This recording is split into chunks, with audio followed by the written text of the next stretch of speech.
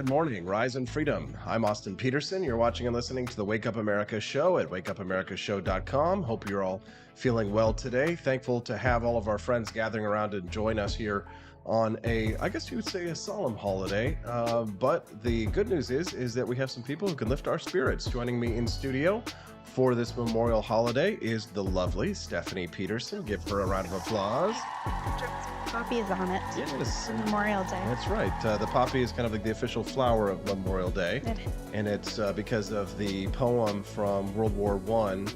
They fought in Flanders Fields. And we'll share that in a little bit. Mm-hmm. But we actually have a special guest who's joining us today on the phone line. Yeah. I thought it would be a good idea I don't know if anybody can guess who it is, but joining us now on the line is a veteran who served his country honorably and well and knew many people who fought and did not return over there, yes, which is what Memorial Day is about, remembering. Joining us now on the phone line is my dad, John D. Peterson from Stonegate Farm in Peculiar. Good morning, Dad. Good morning. Glad to have you here, Dad. Thank you for taking some time to chat with us in the audience. Oh, yeah. Just got all the flowers ready to go to the cemetery with me and Pace after a while. So I got to pick him up at 9:30. So that's what my day is going to be this morning. Yeah, Stephanie and I were talking a little bit this morning, Dad, about kind of what Memorial Day means. And, for her, Stephanie, you would visit the graves of, because you didn't really have military members in your family. Yeah, I don't know anybody in the military, but my family members and we would always go visit, my great grandmother, aunts, uncles. And that's what we did too, Dad. But Memorial Day started as a holiday for the veterans, but it kind of expanded out from there to remember everybody that we loved who's passed. Yes. Yeah. It's actually for the memorial for the veterans that died in battle, of course, but then it did expand to a memorial for everybody, which is good, and it's a great family thing too, for families to all go to the cemetery of the graves of their relatives, and mm-hmm, it's quite a tradition at least it was a tradition for the Peterson family. Yeah, we always went and visited our relatives, and I actually went with you all one year. Yeah, you went with us, I think, a couple of years ago. But Dad, in particular, we've had some veteran relatives who died in battle. Probably the most prominent is our great uncle. And I was wondering if maybe you could tell a little bit about his story. Yeah, well, my Uncle Robert was Dad's brother, and he got killed in Italy in 1944, which is it always bothers me so much because I didn't get to know him. They said he was really kind of a jokester. He's real funny, and he always was just real. Where Dad was kind of solemn and serious, they said Uncle Robert was the opposite way. He was kind of like me, kind of mm-hmm, Yeah, I think you would have gotten along with him very well based on that description.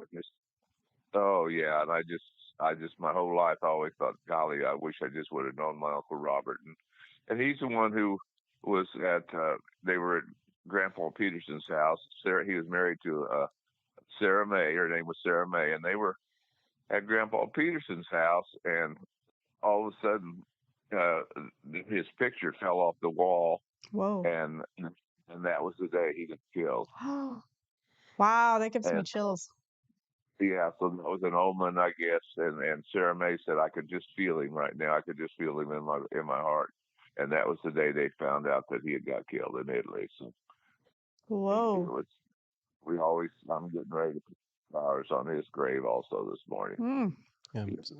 So we have a strong tradition in the military in our family. Your brother Paul served in Vietnam in the U.S. Marines, and you were a Vietnam era veteran yourself, Dad. You joined the Green Berets. I always really loved the story of how you got into the Special Forces, because they wouldn't take just anybody, and you had to get up pretty early in the morning and get yourself out there. And didn't you go jogging in trash bags or something like that, Dad, so you could lose weight? Well, I'll tell you what. I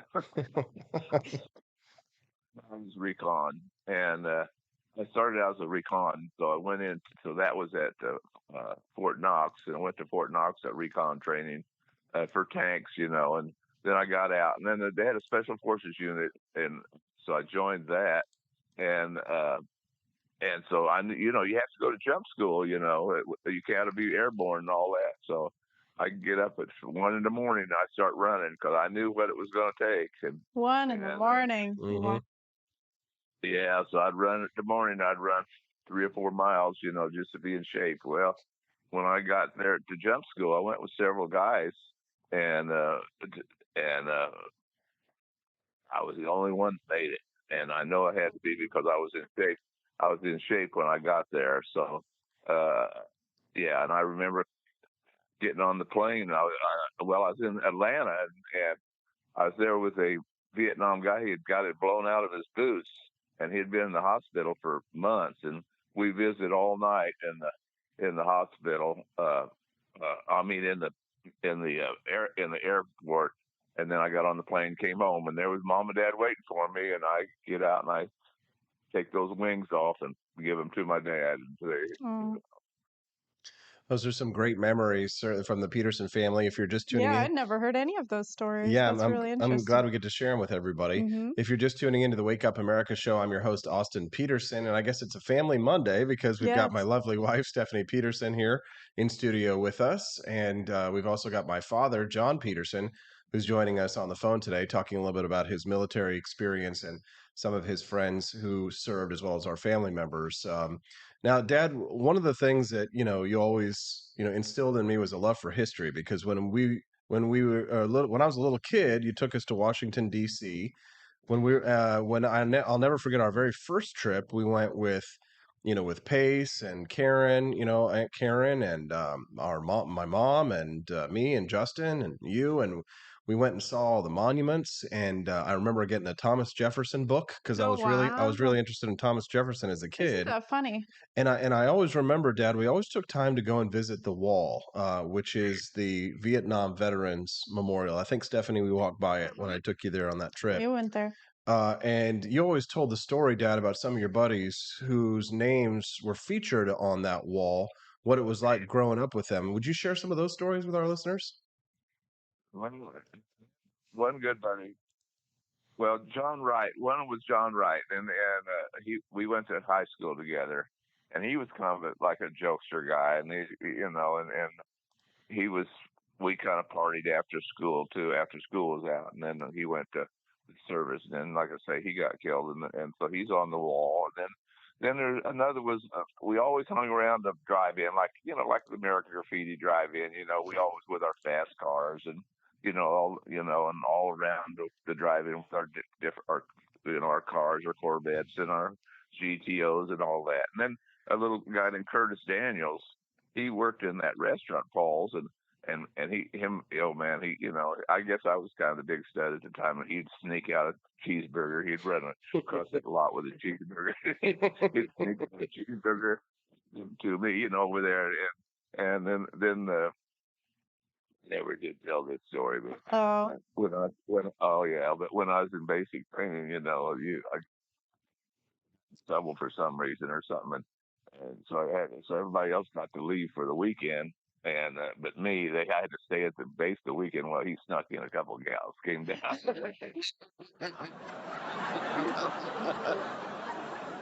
a couple of girls and that. So So you guys could have fun.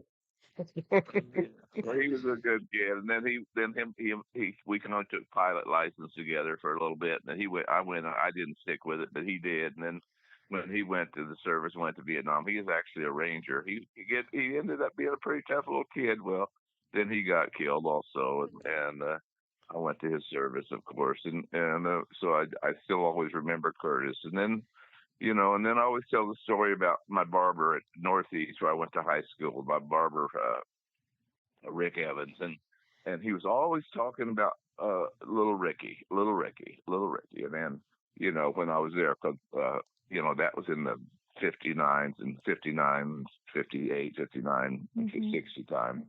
And then he had little Ricky ended up going. I guess he started moved to Raytown, and little Rick and your mother got to be really good friends. Oh, wow. And little Rick got killed in Vietnam.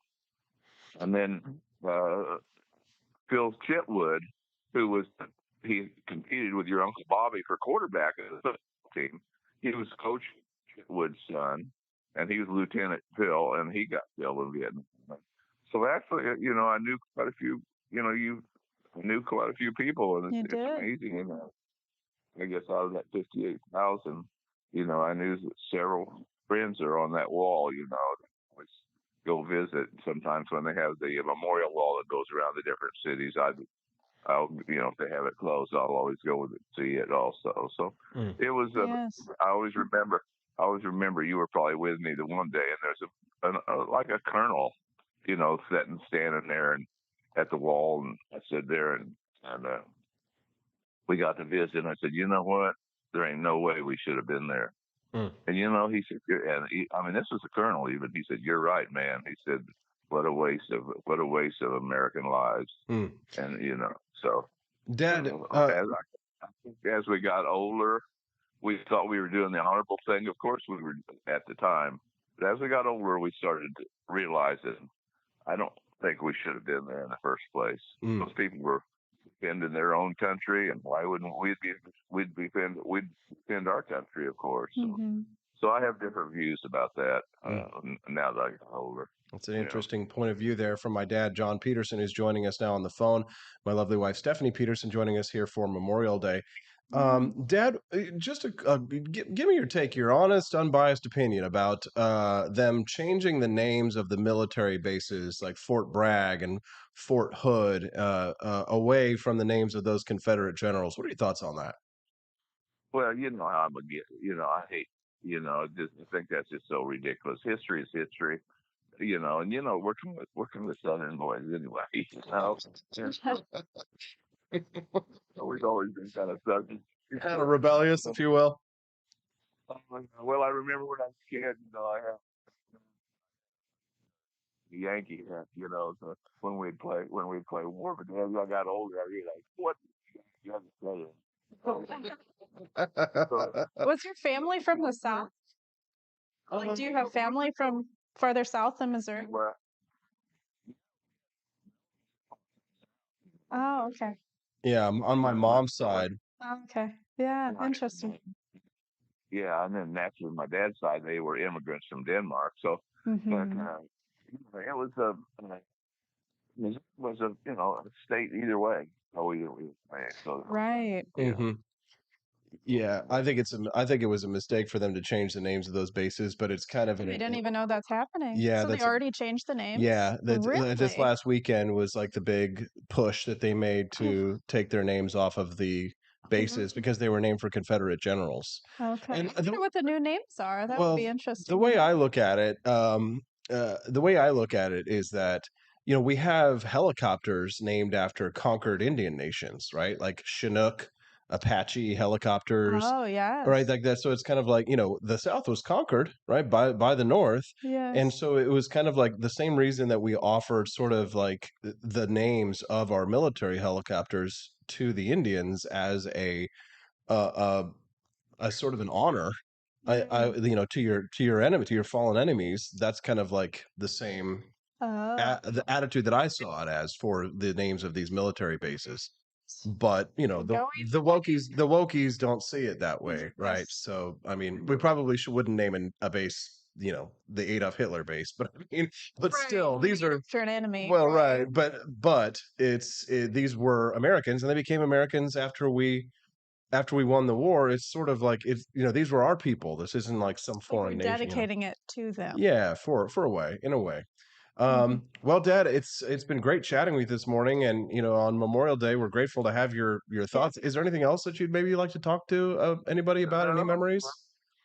but just really, I just I'm getting ready to go visit Mom and Dad's grave and all the uncles and Uncle Robert and Grandpa Peterson and then I'll go to Elmwood for Mom's side of the family. So he's and I are going up to all the flowers ready and the water in the kitchen. So I went on Saturday and bought 12 fruit jars. You know how the Petersons always would cut the flowers and put them in fruit jars and Really Yeah, put and leave them on water. the graves. Yeah, yeah, interesting. that's how we would put. Yeah, that's how we Learning would so put much. Well, the. we So we'd all. So I've got all the fruit jars. So I'm gonna put the water in all the fruit jars. Put the lids on so it don't spill in the car. And so that's kind of what my plan is today. So yeah. So Mm. other than that, not much. Just a beautiful day. So we have a the farm's all.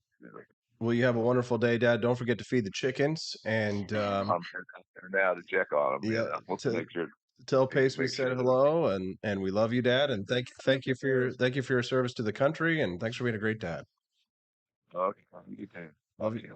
All right, bye, Dad. See you later. All right, that was John D. Peterson here joining us on the program. Let's give him a round of applause. Really has an insider perspective there. Well, I mean, he lived through one of the most interesting periods in American history, right? He went through, he lived through the era of civil rights, the era of Vietnam and the 60s and the 70s, and he grew up in the 50s. Yeah. So the 1950s is immortal in American history, in our memories. People who didn't live through the 50s like us, we know what the 50s were like. When you think the 1950s, you're thinking Elvis, you're thinking leather jackets and Grease, and like my dad was describing there, the drive-in where he was talking his As if we know all what of his buddies. I don't know what drive-in he's Yeah. talking about, but that's awesome. Yeah, Paul's Drive-In, I think is what they called it, and his buddy would go and Drive-in movie theaters. We need to go to one I've heard time. that there are some drive-in movies here in mid-Missouri. Yeah, I'd actually like to do that. I've never been to a drive-in movie in my life. I don't know if I'd really be able to focus. I've always wanted to go, but sitting in the car with my best girl and watching a movie, it could be necking. Oh, that's Oh, an old term for you. that is an old term. That is like a 1950s term. They go parking. They call it parking with a boy. Parking. Go parking with a Yes. boy. Yeah. Driving in cars with boys, don't do it. Don't do it. It's wrong. Good morning. Welcome to those who are tuning in this morning on Memorial Day. We're grateful to have you here as a listener to the show. Just a brief update. So Elijah Schaefer unfortunately won't be able to join us this morning. I know. People are sad because apparently Definitely looking his forward to that. flight was canceled or delayed. He just Okay. sent us a message and said he won't be able to make it on the program. But we will get him very soon. Yes. Although the good news is we do have Josie. We will have. Wow, that's huge. Yeah, she's like on a first name basis with Elon Musk these days. Yeah, I mean, he literally comments on her tweets, so he knows her very well. Yeah, on Twitter. Yeah, Grant over on the live stream says that Lakeside and Ashland is a good venue for a drive-in. Thank you, Grant. Appreciate that. We'll look that up. You can see the Little Mermaid movie there. Stephanie, you're wearing poppies today for Memorial Day. I think you mentioned it. I mentioned it a little bit earlier. Yeah, because I read this morning that poppies are the flower for Memorial Day, and I was like, I actually have a dress that has poppies on it. I don't know if these really are poppies, but they look like it looks like poppies. Yeah, the red poppy flower is a symbol often associated with Memorial Day, inspired by the World War I poem "In Flanders Fields." It's used to honor fallen soldiers and raise funds for veterans' causes. Would you like to hear the poem? Here we go. This is the poem "In Flanders Fields" by Lieutenant Colonel John McCrae. In Flanders fields the poppies blow between the crosses, row on row, that mark our place, and in the sky the larks, still bravely singing, fly, scarce heard amid the guns below. We are the dead. Short days ago we lived, felt dawn, saw sunset glow, loved and were loved, and now we lie in Flanders fields. Take up our quarrel with the foe. To you from failing hands we throw. The torch be yours to hold it high. If ye break faith with us who die, we shall not sleep, though poppies grow in Flanders fields. The poem was written by Lieutenant Colonel John McCrae during World War I and is associated with Memorial Day. And of course, the red poppy is the symbol of remembrance. If you visit the World War I museum in Kansas City, then they do have a virtual poppy field laid out in underneath glass at the beginning of the museum. Walk across it. It's really cool. Yeah. And poppies remind me of that movie, This Shall Not Grow Old. Another World War I film. That was a beautiful film. By Peter Jackson, director of Lord of the Rings. And the World War I Museum in Kansas City is one of the top 5 museums I've visited. And I've been to some incredible museums in my lifetime. I think probably the greatest museum I've ever visited was the British Museum in London. Oh, the reason why is because they have all the artifacts from all the days of the British Empire, and when the British Empire conquered colonized, they would take a lot of Uh, the treasures and so they have things from a lot of different countries. they do. Yes. The to me, I think the most impressive items at the British Museum were the Elgin marbles, is what they're called. So these Hmm. are the marbles from like Athens, right? Oh. The Grecian marbles Yes. the marbles of ancient Greece. And this is an interesting little tidbit for libertarians, but they Hmm. have these ancient Sumerian writings. So some of the earliest form of writing, the cuneiform Hmm. of Sumeria, the what is believed to be the oldest symbol that stands for the concept of freedom, Okay. which I think I showed this to you recently. It's called the Amagi. Oh, a Did I tell you monkey. about this? That sounds familiar. It And you sounds well, Japanese. we were talking about putting it on a shirt for a little while, right? So this was the symbol called, Yes. it means return to mother. Okay. And so Yes. I do remember us looking it up. Yeah. it's basically a picture of a box Hmm. with an arrow flying out of it, and Yes. there's a Okay. star in the box, Hmm. and Hmm. it's supposed to represent freedom in the sense that like the arrow is like escaping from the box. Right, Right. so that's that concept. It means return to mother, and it's called the Amagi symbol, and it's something that a lot of libertarians have sort of adopted as a makeshift libertarian phrase because it's considered to be the oldest Wow. written concept. It's like don't trade on me. Only really Yes, old. yeah, sort of. Amagi, right? Return to mother, right? Mhm. Return to earth in a sense. Good morning. If you're just tuning into the Wake Up America show, I'm your host, Austin Peterson. Grateful to have you here in the program. If you're enjoying the content that you're seeing this morning on Memorial Day, make sure you click that like button and subscribe to the channel. We love to hear from our audience too. You can send us a text message at 573-319-1586 if you'd like us to remember someone who meant a lot to you in your life. Yes, definitely share stories Yep. in the chat. Send us a text at 573-319-1586. That's 573-319-1586. We're going to take a very brief little commercial break. Hmm. And when we get back, I've got some more stories to go. Yay! The Wake Up America Show at wakeupAmericaShow.com.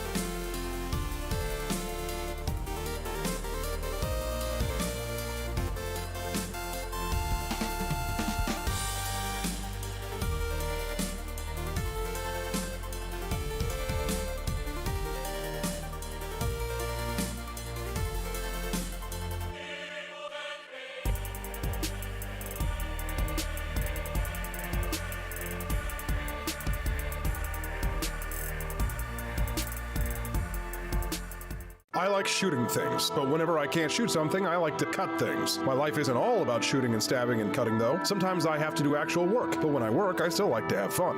And there's nothing less fun than trying to cut with a crappy knife. Thankfully, from the ancient sect of Christian knights, who also loved cutting and stabbing, comes a new implement that has received my personal blessing, the Templar knife. Like the ancient sword of Excalibur, you don't choose a Templar knife, it chooses you. You just decide what kind you want on the website first, however, and then order it online, and then it chooses you. The Templar knife comes in a variety of shapes. As a man of culture and taste, I have decided I will never use a terrible knife again. And thanks to the inspiration provided by this excellent product, I have decided to launch a new crusade against anyone using less than superior knives. Join me, brothers and sisters, by visiting uppercuttactical.com/pages/Templar-knives. That's a lot of slashes. For that, you'll need a Templar knife. For 10% off, use code AP for Liberty and join me in a quest for glory, for liberty, for Christendom, for the Templar knife. Get yours today. Fire.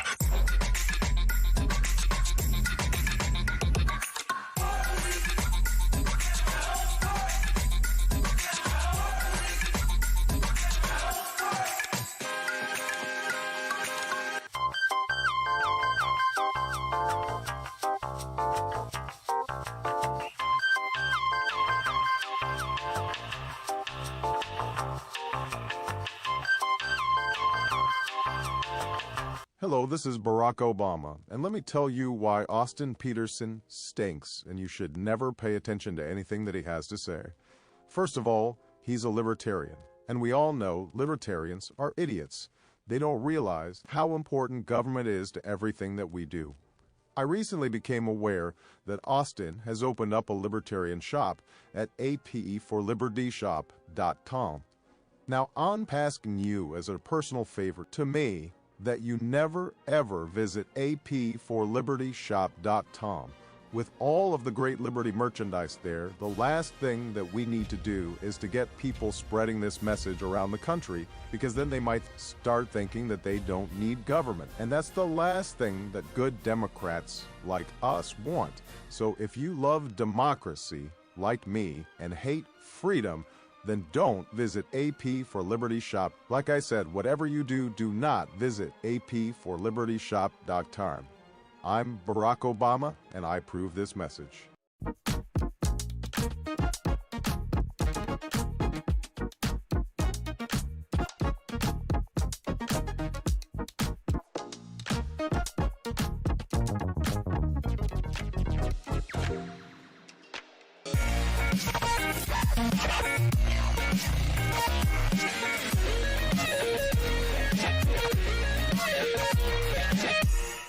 When I was in foster care, I never knew when I would have to move, so I always had my suitcase ready to go.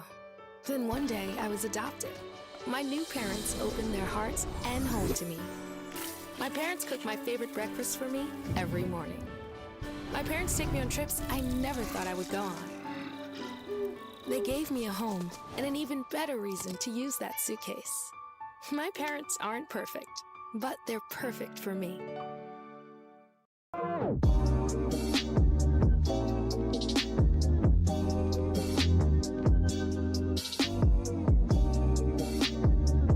I would remind you that extremism in the defense of liberty is no vice.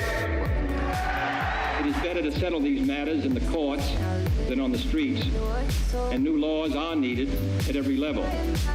But law alone cannot make men see right.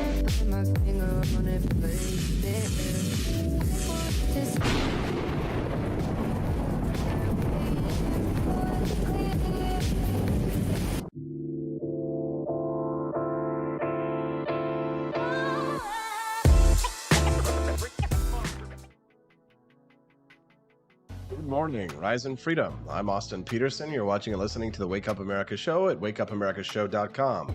Did you enjoy that last conversation with my dad, John D. Peterson? I thought that might be a nice little touch. Have a veteran on the show today to talk a little bit about Memorial Day. Memorial Day is a holiday that is difficult to, I guess, celebrate, because Americans, we always love to get together for a good barbecue and hang out with friends. Last night, my wife, Stephanie, and I, who's joining us in studio right now. Hi, Steffi. Went over to some friends and sat by the pool and had a good time and chatted. So people have this sort of happy association with Memorial Day. But I was talking to a veteran friend of mine yesterday, and there really isn't like a good way to kind of greet people for this holiday, because definitely don't say Happy Memorial Day. Right, which people kind of, I think we used to do it very reflexively. Yes, and so many companies say Happy Memorial Day when they're trying to advertise to me in my email. Yeah, it's kind of like, hey, Happy Memorial Day, here's the holiday sale and all that kind of stuff. Buy And all it's of like, our merchandise. right, but if you've ever spent any time on a cemetery on Memorial Day, then you'll see there's a lot of people who aren't very happy, because Yes. this holiday, if you'll call it that, really is about remembering, one, the war dead, Yes. and then two, those who we have loved in our lives, who have passed away, have gone before us. Mhm. Right? It is the kind of, there is a happiness, a brightness associated with the holiday, I think, simply just because the pools are open, school's out, Right. people are in a good mood, Yeah, it's the for day that every pool opens, exactly, in summer is America. coming, right? There's a lot of Mhm. activities to plan. And boy, Stephanie, you have been planning activities like crazy, haven't I you? have. This weekend, I really was planning the float trip that we're having. So the float trip itself is going to happen on August 12th. Mm-hmm. And you and I were actually going to be in Steelville, Missouri, right where Bass River Resort is. We're going to be there from August 11th through the 13th. So on all those days, we're going to have dinner on that Friday with the Cantina crew, Mm-hmm. anybody who wants to come. We're going to have the float trip on Saturday, August 12th at Bass River Resort. And then we're going to have dinner after that, close to Steelville, Missouri. So definitely join us. We have a Facebook event page that talks about all of the details. So I can try to put the link in the chat a little bit later. Yeah, and we are going to have a customer appreciation day. Yes. And a vacation. And a It'll be vacation. It relaxation. is. It'll be fun. For Yes. all of the fans of the Wake Up America show who want a chance to hang out with me and Stephanie, we're making ourselves available to all of our friends and family who want to join us for that weekend. Make sure to mark your calendars. It will be deep in the Ozarks. We tried to make it as fiscally conservative as possible, so because not everybody can, buy barbecue buffets and different things, and Right. we've made it so that it's as economic as possible, because I do know a lot of people want to be able to come, but maybe the transportation is going to be a little bit expensive just because it is in the heart of Yes. the Ozarks. So getting there is kind of like really the big challenge. It's an hour and a half from St. Louis. And so if you are going to fly into Missouri, St. Louis would probably be the best airport to go to. Hmm. But then, yes, you would have to drive an hour and a half away, because I don't think there are really any float trips close to the airport in St. Louis. Hmm. It's not very scenic around there, at least. Yep. We're excited for all of our friends to get together and join us, though. Thank you for all of our friends who inspired us, because there were a lot of people who were asking us, "Hey, can we do something this summer?" I wanted to bring this to you. I know for sure Quest Fanning is planning an entire family vacation to Missouri. He's like going from Kansas City all the way through the state and ending up in St. Louis. So we were very excited to see him. Yeah, we're excited to see you. So make sure that you come and visit us. This is a funny little story. So Caleb Vanderfelt's the other day came over to our house because we needed some help fixing our doggy door in our house, Like a because bigger doggy door for little Calvin, so that he Calvin, doesn't hurt his his little fat legs. belly has a little trouble getting over the doggy door. So Yes. we got a new one. Caleb helped install it. Mhm. But remember when Andy Opperman came to our house for the bonfire, Yes. and he was wearing the Wake Up America show shirt? He sure was. Didn't So it say Cantina Crew on it? yeah, Cantina Crew for life Yeah. on there, just like Chris Yes. Morrow's got one, right? Okay. Yeah, so we'll probably be wearing our shirts that weekend. Yeah, I thought that we should have some float trip shirts. Well, here's the thing, that we have Wake Up America show gear. Yeah. So So I'll everyone should wear their gear. so I'll That'd make be I'll cool. make some more like kind of like summery gear and stuff like that, but Mhm. we do have tank tops and things like that. So if you're coming on the float trip and you want to get some Wake Up America show gear, you can do it at ap4libertyshop.com. Cheeky Mare says she'll probably drive from Indianapolis. Oh, Cool. that's awesome. It'd be cool to meet you. Yeah, we look forward to meeting you, Libby. So for those of you who are looking for some like cool Wake Up America show gear, you can get it at the shop, and a lot of our stuff is in black. So I'll try and create some like white tank tops and It's things like super that. sunny. Yeah, The which sun will come helps right stay onto the cool. black. So we'll be making some more merch for the Wake Up America show, and if you want to get it for the trip, you can. Maybe some bathing suits. Wake Up America show bikinis. I don't know about that. I don't know about that. Maybe one pieces and stuff like that. Our crew is probably a little more modest than most, but we'll see. We'll see. So anyways, yeah, check that out at ap4libertyshop.com if you want to get some Wake Up America show merch before the trip. And if you have any questions about the trip at all, just let us know. We do have a Facebook group for it. If you're not a Facebook user, A lot of people don't use Facebook. That's yeah. the tough thing. Yeah, so we'll try and make it as publicly available as possible. It's just that Facebook is kind of like the only real like best tool to organize stuff like this. I think Twitter should be working on some sort of event pages that you can have. That's a good idea. Yeah, Elon, if you're listening, which you might be, because we're having the redheaded. we might be the only show that's Lucy. actually still working on Memorial Day, the holiday.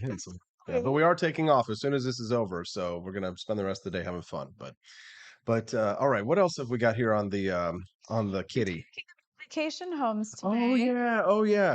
So this was an article I read in the New York Times. Talking about vacations. Yeah, is that a summer house I see? I've missed you. We should catch up. This is the headline. With the unofficial start of summer comes, for some, a scramble to secure a free getaway somewhere. It tells the story of Grace Palumbo, a kindergarten teacher in Denver, who has one goal right now: to get access to a beach house. Miss Palumbo says, a Hamptons house is one of the things I'm manifesting. But I'm not picky, she says. It can be Cape Cod, Long Beach, Island, Jersey Shore.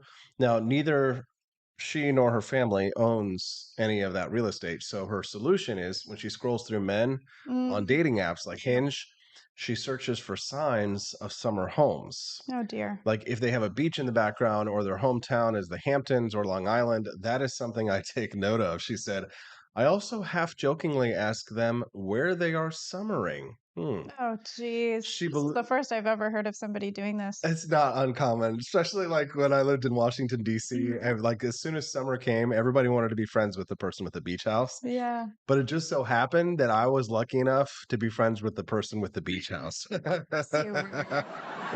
And so my buddy Joe, and like he and I were friends. I didn't know that he was like a rich kid, but when we became friends, because we just both like guns. You weren't looking for that in his photos. No, You I weren't wasn't like "Hey, I let wasn't me send a actively friend searching for request." male friends with beach houses. But it's funny because his beach house is in Rehoboth, Delaware, and I had never been to Delaware I've never before. been to Delaware. So when I went to Delaware with Joe, I was just like, "Bro, Delaware, beaches in Delaware? What the hell is this?" And it turns out Rehoboth Beach in Delaware is like a fancy, exclusive beach where like that's where Joe Biden's summer home is. Because Joe's from Delaware. Oh, okay. Yeah, I that's didn't know his. that. Yeah, he was a senator from Delaware before he was the Okay. president. Mhm. And so we would go to Rehoboth Beach, and Joe has some epic stories about like the Secret Service and stuff being there at the Oh, yeah. beach. Yeah, they're good stories. And I like like the gossip. he's like a paranoid libertarian type like me, and so he's always terrified that like the Secret Service is going to come mess with him and the ATF's going to raid his house or something like that. But imagine being a person with the house like Joe or something like that. He's probably gotten a lot of text messages this last week from people like, "Hey Joe, what you doing?" Blah blah blah, and like he's kind of like freshly single. So I mean, Yeah. like he's like a wealthy young man, Yeah. handsome man with a great job, Yeah. and he's got oodles and boodles of guns. Maybe we can find him someone on the show. Joe is like the most eligible bachelor in like the libertarian world that nobody knows about. Yes. Because he's a good-looking dude. Again, he works at ALEC. That's the American Legislative Exchange. We went on a scuba diving trip with him. He scuba dives. Yeah. He shoots. He has a home on Mount Vernon. Okay. Yes. Not only okay. He has a home in George Washington's farm. Yes. And he has the beach house in Rehoboth, Delaware. Yeah. And he has a hunting house in West Virginia. In West Virginia. Yeah. So ladies, the life of Joe Trotter. If this is what you want, if you want a vacation home, you got it. Exactly. And then every once in a while, Austin and Stephanie show up. So it's like, That's right. So if you were married to Joe Trotter, you would be a lucky lady, I would say. If you're just tuning into the Wake Up America show, good morning. I'm your host, Austin Peterson. You can text the show today at 573-319-1586. If you're joining us over on Rumble, make sure you click that like button to help us to grow the show. Our Rumble audience has been growing more and more these days, and it's exciting to see.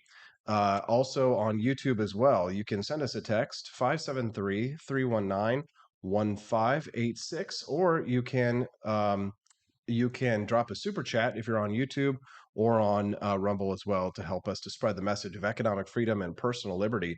One person who we need to talk about is our friend John Burke, who I saw that he was posting the other day about Memorial Day and how difficult it was for veterans just like him.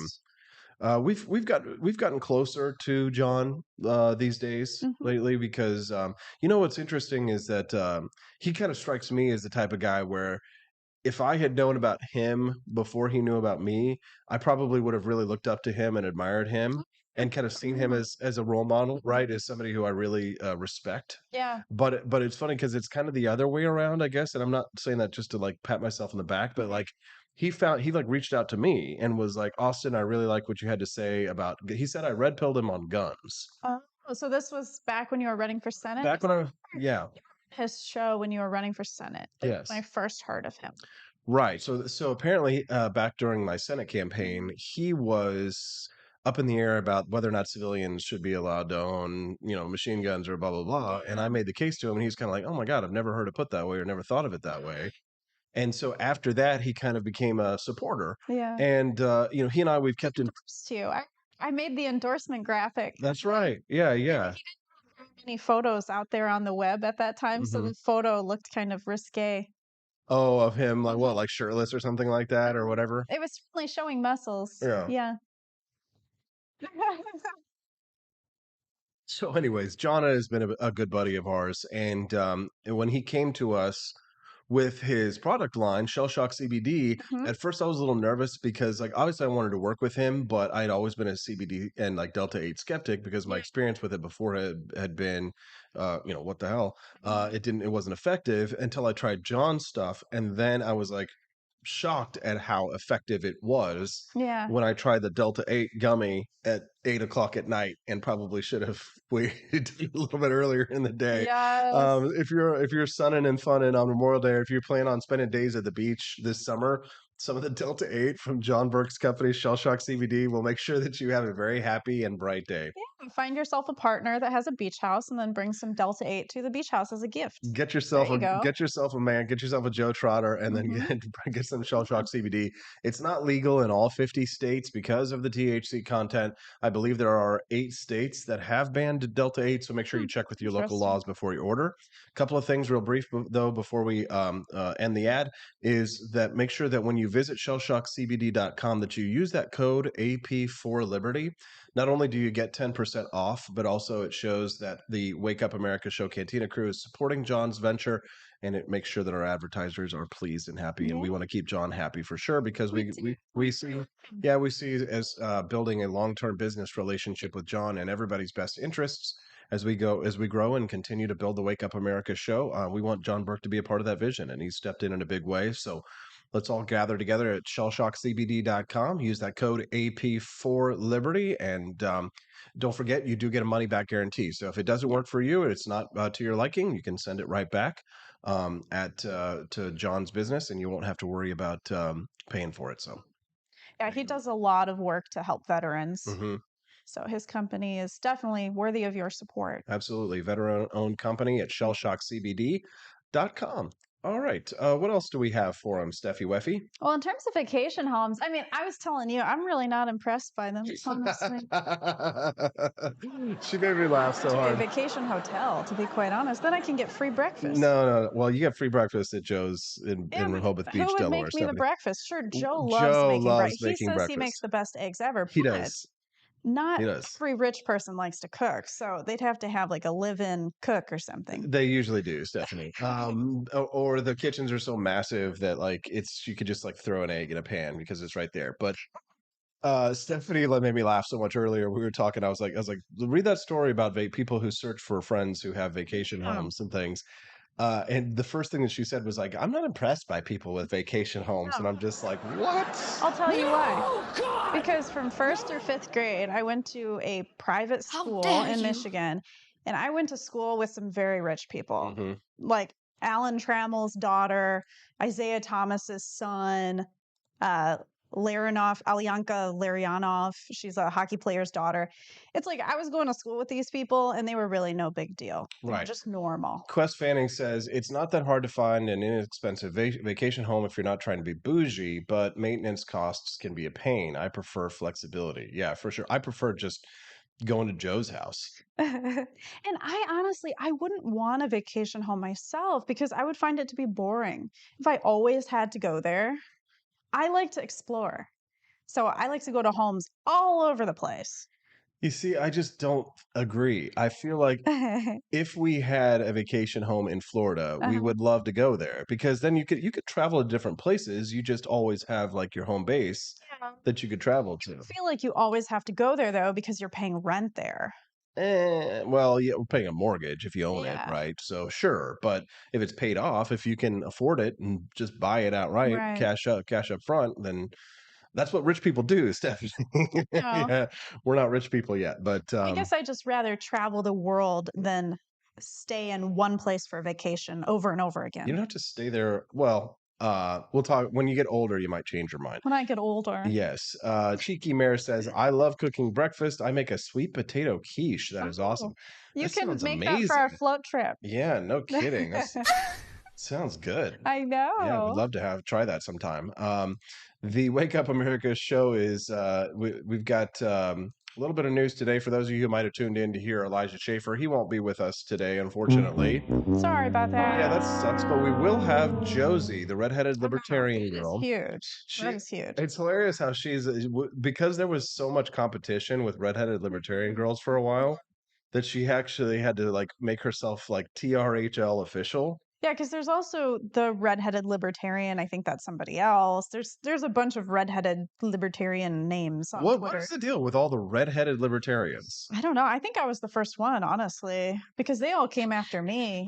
I remember when Josie's profile came up on Twitter and she had like barely any followers, right? She was just beginning. Mhm. And I was like, wow, who's this? This is interesting. And then her profile like exploded. You know why? Because she was always showing off them clavicles or shoulders. Yes. There was some Yeah, like I cover mine up. you cover your shoulders up, Yeah. right? Which I is cover why most things. which is why you only have like 16,000 followers or something on Like Twitter. 13,900 something. Oh, but Depending who's on the counting? day. But who's counting? It's 14,000 every now and again.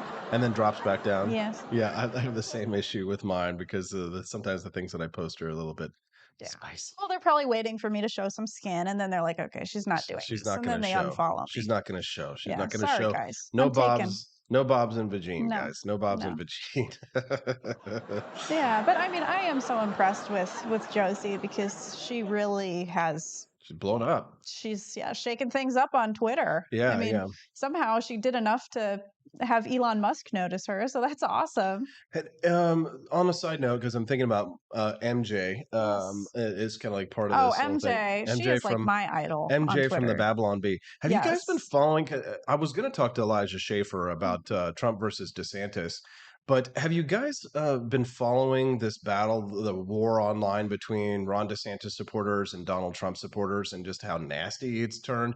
Because what I was going to say about this was I was Did going MJ to post tie. something? Well, so the story now, the big story now, is that the Babylon Bee fired one of their contributors over the last couple of days. Oh. And one of that contributor whose name, who shall remain nameless, because I rather despise them, they were fired because they like publicly cursed at one of the representatives of the Ron DeSantis campaign.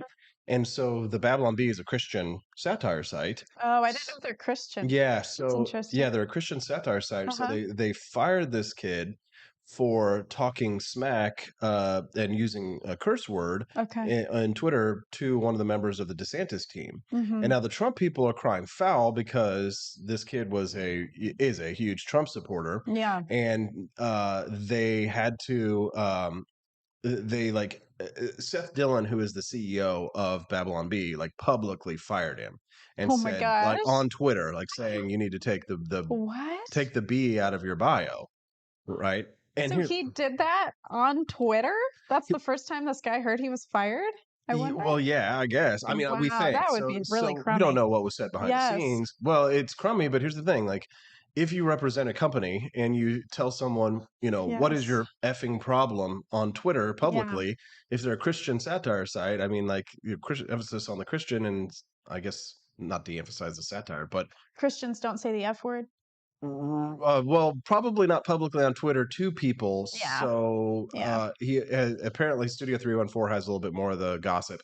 Says Oh, we like he that. backtalked one of the Bee's main guys on Twitter too. So that figured in a bit, I reckon. Yeah. So, Mhm. anyways, he's a horrible, terrible scumbag, and I Yes. was glad to see that he got fired.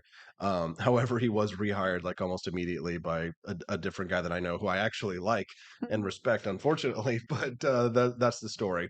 So, anyways, but here's the accusation is one of like corruption because Ron DeSantis pays to advertise on the Babylon Bee. Mhm.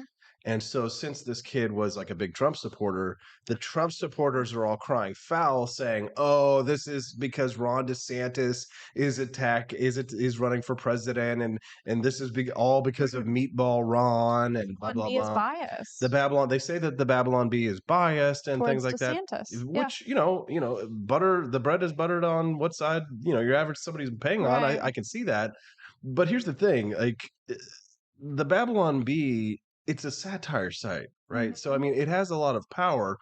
But again, we're talking about who is being supported by essentially the right wing version of the Onion.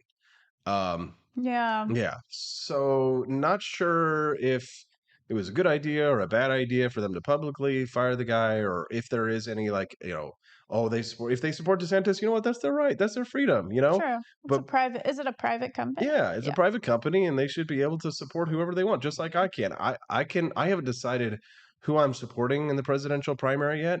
I can tell you that Trump supporters, though, are trying very hard to talk me out of supporting Donald Trump. Like Trump supporters are telling you not to support they're not telling me not to support him, him? Yeah. but they're acting like such dog turds. Oh, just with their behavior. Just with their behavior, Okay, it's kind gotcha. of like Yeah. remember when I ran for Senate, the behavior of the supporters of like that one guy, now he's our friend, Cortland Sykes. Oh. And remember how his supporters were just the most obnoxious, crude, hateful, Yes. divisive people. Well, I remember the day after the campaign, we had lost, and I called Cortland, and we were having a conversation, and just kind of like trying to lighten the air and stuff like that. After you have this bitter primary, you're kind of trying to patch things up. Right. And we talked about the behavior of our supporters, because I had learned from my presidential campaign not to let the Freedom Ninja Army run rogue and be hateful and disgusting and divisive, because I thought that actually course. harmed me in my Yeah, presidential we were all campaign. very supportive, as I remember. Right, and in the Senate campaign, we not only were you guys supportive, but you were also just kind of like not as obnoxious. We didn't punch down. We didn't punch down, Yes. and we also, we tried not to punch down, right? But Yes. we also focus on trying to be positive, That's right. which I think That's is right. is really Ignore the negative and just push out the focus on the positive. positive, That was our tactic. because after you win a primary, you have to win a general election, Yeah. and how you behave in the primary could affect how people feel about you in a general election. Absolutely. And so the problem is that Trump supporters see like degrading and being as disgusting and hateful as possible as kind of like the strategy to win. Well, it might win you the Republican primary, but it certainly lost you the last presidential election, right? With Exactly. suburban Yeah. moms who didn't vote for you. Yeah. So And they need to switch up their technique. they need to switch up their technique. I would say that a spoonful of sugar helps the medicine go down, but the problem is that they're very angry because I think they're very isolated, Yeah. because they don't really have, like, just like Donald Trump in his last days in the White House, he was alone in the White House, other than Mike Lindell, the pillow guy. Mm-hmm. Right? He didn't have any friends. He didn't have any allies. Every bridge had been burned. Every back had been stabbed, and there was literally no one left to sort of be a supporter. He was alone. I remember reading about that, his final day in the White House, and it was kind of like, rather than being surrounded by friends and supporters and people who love you, it was literally just the My Pillow guy right there. My pillow. Yeah, yeah. So it was kind of sad, right? So, Yeah. so the thing is that in order to win the presidency, again, he could win the primary, but in order to win the presidency, I think that there's got to be a different approach.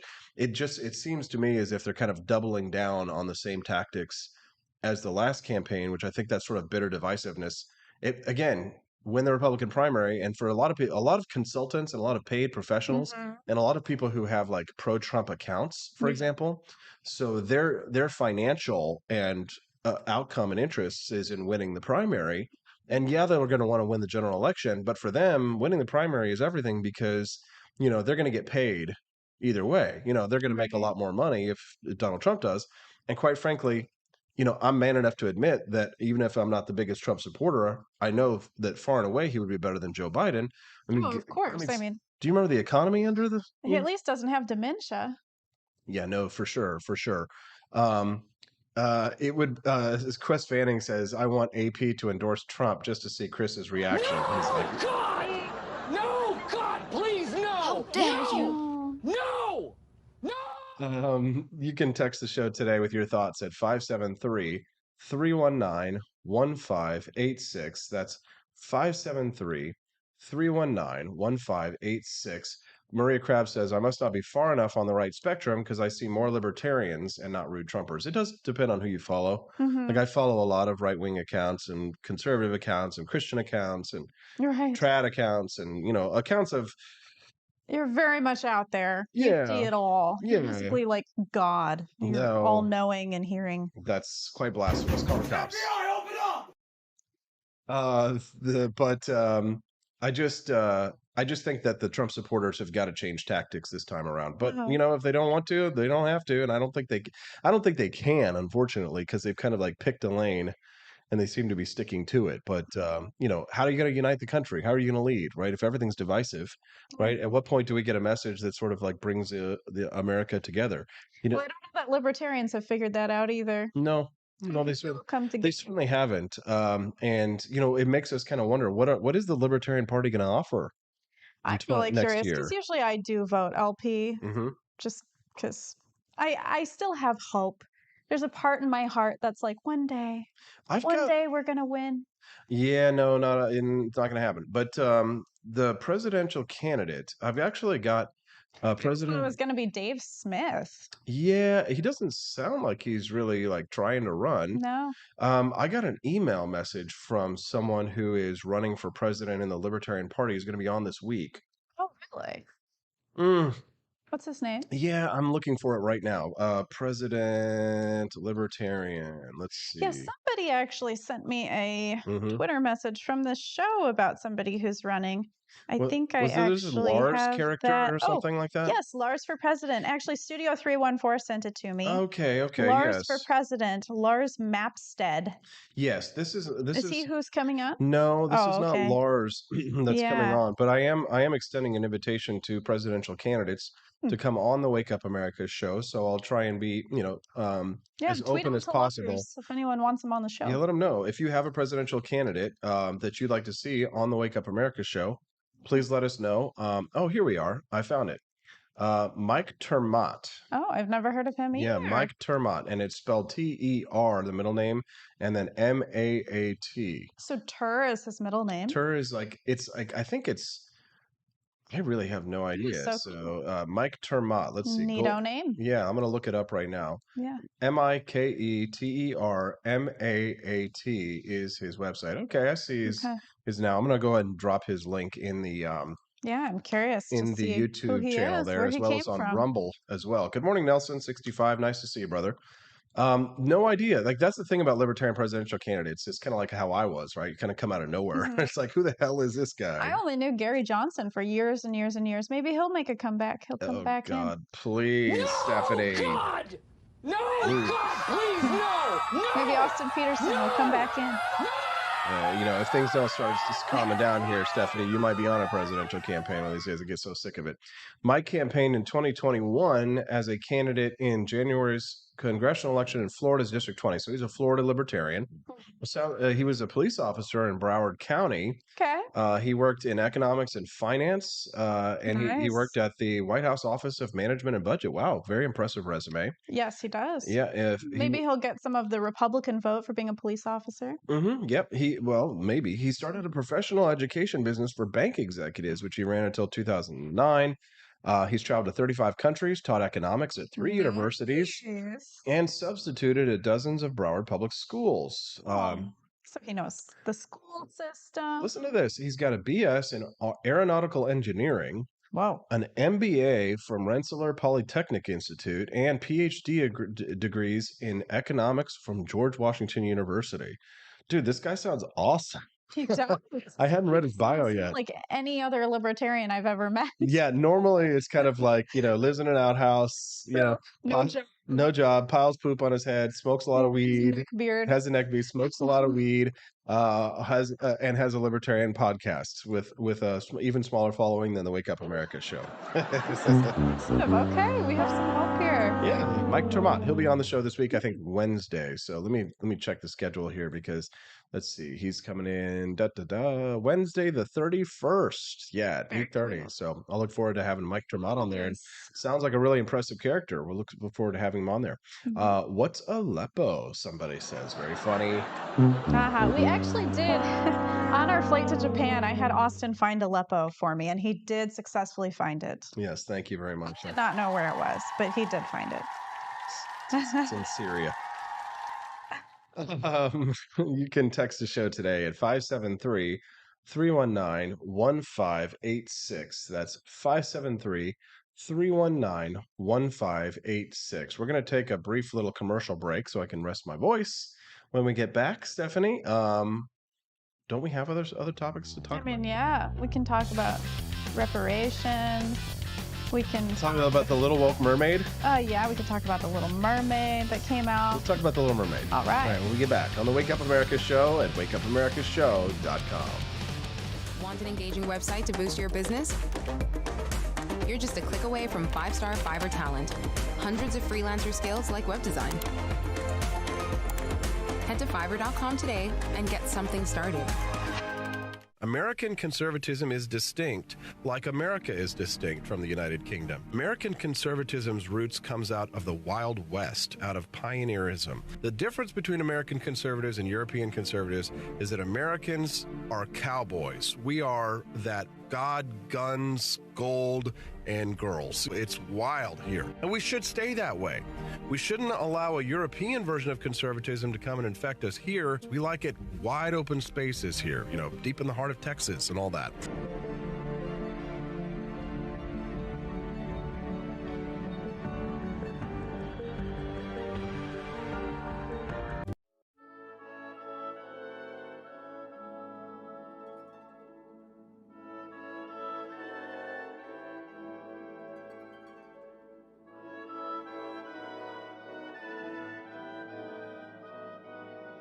Hey there, it's your favorite Vice President Joe Biden. I wanted to talk to you today about the Wake Up America show, the best source for all your political news and commentary. But before I get started, let me just make sure I have all my notes in order. Okay, where was I? All right, the Wake Up America show. It's a great way to stay informed and make your voice heard. Boy, what was I saying again? Oh, right. The Wake Up America show. It's important that we all stay engaged and knowledgeable about what's going on in our country and, the thing. But hold on, where was I going with all this? Oh, yeah. The Wake Up America show. It's a fantastic resource. And if you really want to make a difference, man, you can sign up to be a monthly donor at wakeupAmericaShow.com/support. Now, where was I? Oh, that's right, the Wake Up America show. So if you want to stay woke and support a great cause, head on over to wakeupAmericaShow.com/support and sign up to be a monthly donor today. And if you're feeling generous, you can even give a donation in my name. Thanks for listening, and keep on keeping on, America. Come on, man.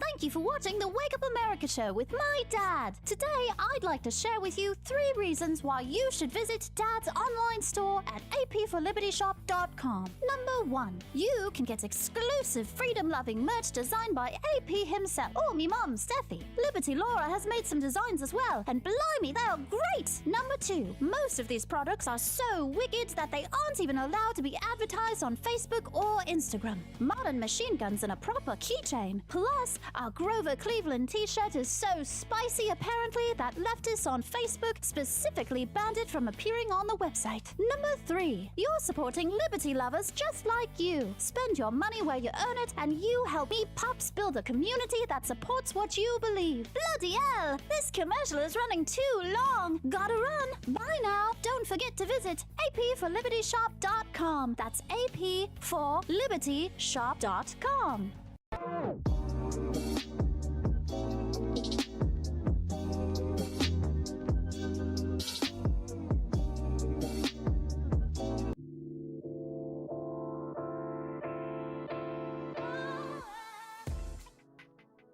Good morning, Rise and Freedom. I'm Austin Peterson. You're watching and listening to the Wake Up America Show at wakeupAmericaShow.com. Joining us now in studio for Memorial Day is my lovely wife, Stephanie Peterson. Hey, Steph. Morning. Hello, everyone. Thanks so much for sticking around with us today. You're very welcome. We were supposed to have Elijah Schaefer on the show today. I know that a lot of our friends who were excited to hear from him might be disappointed. Sorry about that, but he will reschedule and join us. His flight, unfortunately, was delayed or canceled, so he wasn't able to make it. It's a holiday weekend, Yes. so that makes sense. So we're just going to make it a redheaded libertarian girl show, and we'll have all the okay redhead. with that. I'm okay with that too. The lovely Josie, the redheaded libertarian official, TRHL, will be joining us at 8:30 a.m. today. And we're going to talk to her a little bit about this story about, this wasn't from Missouri. Did you hear about this? This woke math. Yeah, she posted about it on her Twitter. So this is a story that came out of my home state of Missouri, unfortunately, about Using they, them pronouns in math problems. some Missouri school district putting they, them pronouns in math class Yes. to help kids' mathematical identities, right? Yes. So they'd be like, Jenny wants to buy bubble gum. They have 25 cents. They, whatever. So they'll probably just say they in the math problem. And then I'm assuming that's what it means. Have you seen that clip from The Simpsons where they all go to, they do feminist math? No. Oh my gosh. All right. I'm going to play this for you. This is probably going to get us a strike, but we'll see. Maybe we'll get away with I it. think you might have showed it, but I forgot about it. So this is from The Simpsons when they were talking about feminist math. They were talking about how we need to have like more like feminist values in our math classes and stuff. So let me just So like she is in the kitchen and only has 5 eggs to make an omelet for her husband, who's sitting at the table reading a newspaper. just take a listen to this clip. I think you'll enjoy it. Is going to be replaced by women's educational Oh dear. Attention students. Due to nervous exhaustion and diarrhea of the mouth. Yes, I said diarrhea. Principal Skinner is going to be replaced by women's educational expert Melanie Upfoot. Children, meet your new principal. For too long, there's been an anti-woman bias in math. Boys are aggressive, obnoxious, and never let us be heard. From now on, I am splitting the school in 2, separating the boys and the girls forever. Now that the boys and their atmosphere of intimidation are gone, we can finally breathe. Breathe, ladies. Now let's buckle down and do some math. Yes! How do numbers make you feel? What does a plus sign smell like? Is the number 7 odd or just different? Are we going to do any actual math problems? Problems? That's how men see math, something to be attacked, to be figured out. But isn't it? I mean, confidence building can't replace real learning. Uh-oh, Lisa. Sounds like you're trying to derail our self-esteem engine. Let's sing it back on the tracks. The best thing I can ever be is to be okay with me. Me! Me! Are you down with the ZPP? Are you down with the ZPP? Did you ever sing that in math class? No. Zero product property? No. ZPP. No, I did not sing that in math class. Math is hard, but it's certainly not racist, and it's definitely not feminist, if you will. Nothing to do with But LGBT. how does X feel when you have to solve for it? It feels lost. But what did you think about that? Find me. Steffi, respond to that clip. Like, what did you think that the Simpsons were trying to? Well, it was a mockery, of course. Right. But Well- I felt really relaxed while listening to it when they're like, breathe. Ah. What does the plus sign smell like? I mean, that's mindfulness right there, which I love. I love that way more than math, honestly. I guess I belong in the girls' math class. That's why I went into social work. They always say social workers don't like math. Stephanie, you're usually the funniest when you don't even know whether you're being funny. Oh my god. from my heart here. Oh my god. Oh my god. Yeah, we're making fun of it. The Simpsons, they know what's up. Yeah, no, I get it. Predicted everything. But what are they specifically? What are they making fun of there, Stephanie? What are they making fun of? Yes. Genders. Gender differences. So, all right. So the point is to show, like what Lisa said at the very end, Mm-hmm. that like, self-esteem and confidence building can't replace real learning, right? Essentially, that like trying to apply gender values or LGBT values to something like math Yeah. is just you're trying to like force feed an ideology into something that it's not related to it whatsoever in any way, shape, or form. Right. Because math would it be a hard science? Is that what that is? Math is indeed a hard Whereas, as we science. talk about a lot, Yes. all the therapy stuff and feelings, Mhm. it's a soft science. It's a soft science, Yeah. correct. But it is, it's still a science, just like economics is a science. Mhm. But economics is a social science, Yeah. right? And you're a therapist, and you deal with scientific concepts, Yeah. right? And you use scientific evidence to try and form the basis of your opinions so that you can help your clients, Right. right? There But is a lot of subjectivity, that's for sure. there is a lot of subjectivity for sure. But Yeah. the nice thing about you, Stephanie, though, is you're just a very rare type of therapist in that you are not can I say a bad word? You're not fucked up No. yourself, right? You've dealt with your issues in your life, and Right. you're I'm not bringing them to my therapy sessions. That's a no-no. If your exactly. therapist starts talking about their own issues, get away from them immediately. Exactly. That's Yes. that's good advice. Yes. But maybe now's a good time for us to plug BetterHelp because we are partnered with them I now. know. Yeah. Yes. So you now have a special website, betterhelp.com/AP for Liberty. And so Mhm. if people go there, they can sign up to get therapy on BetterHelp, either for their teen child, either as a couple, if you're having issues with your spouse, or for an individual, and you get 10% off your subscription. Yeah, so for those who are out there and have Mhm. considered therapy before, if you've heard Steffi and I talking about it on the show, we do have a partnership with BetterHelp now to help bring their services to you at betterhelp.com/AP for Liberty. And again, you will get a 10% discount on your services. I think the first ring of Yeah, I think it said, did it say the first week, I believe? I believe It's so. a subscription service, so it Mhm. is not based on insurance at all. Mhm. And so you don't have to worry about your insurance covering it or not. And Mhm. you can stay on there as long as you want to pay for it. So you That's can right. leave at any time. I'm a therapist on there. I really, really love it. It's the website that I started out on when I first moved to Missouri. Yeah, just imagine. I mean, so you would be matched with a therapist who was in your state, correct? If wherever you're Yes. from. Or it's a therapist that's licensed in the state that you reside in. So Mhm. I'm licensed in Michigan and Missouri, although my office is not in Michigan. Obviously, I'm here, but I can still work with people who are physically in Michigan. So you Mhm. can really get a license anywhere in the US if you want to pay for it as a therapist. There you go. So if you're interested, check out betterhelp.com/AP for Liberty. That's one of our new partnerships. Oh, Cheeky Mare had a question. Can you use your health savings account? I guess you'd have to check with your health savings account with the regulations on it if you're able to spend that money On an online website. on therapy, right? I Right. think you would, but I you'd would have to check with your think you HSA. should be able to. So yeah, definitely Are there some check it insurance out. plans that cover that?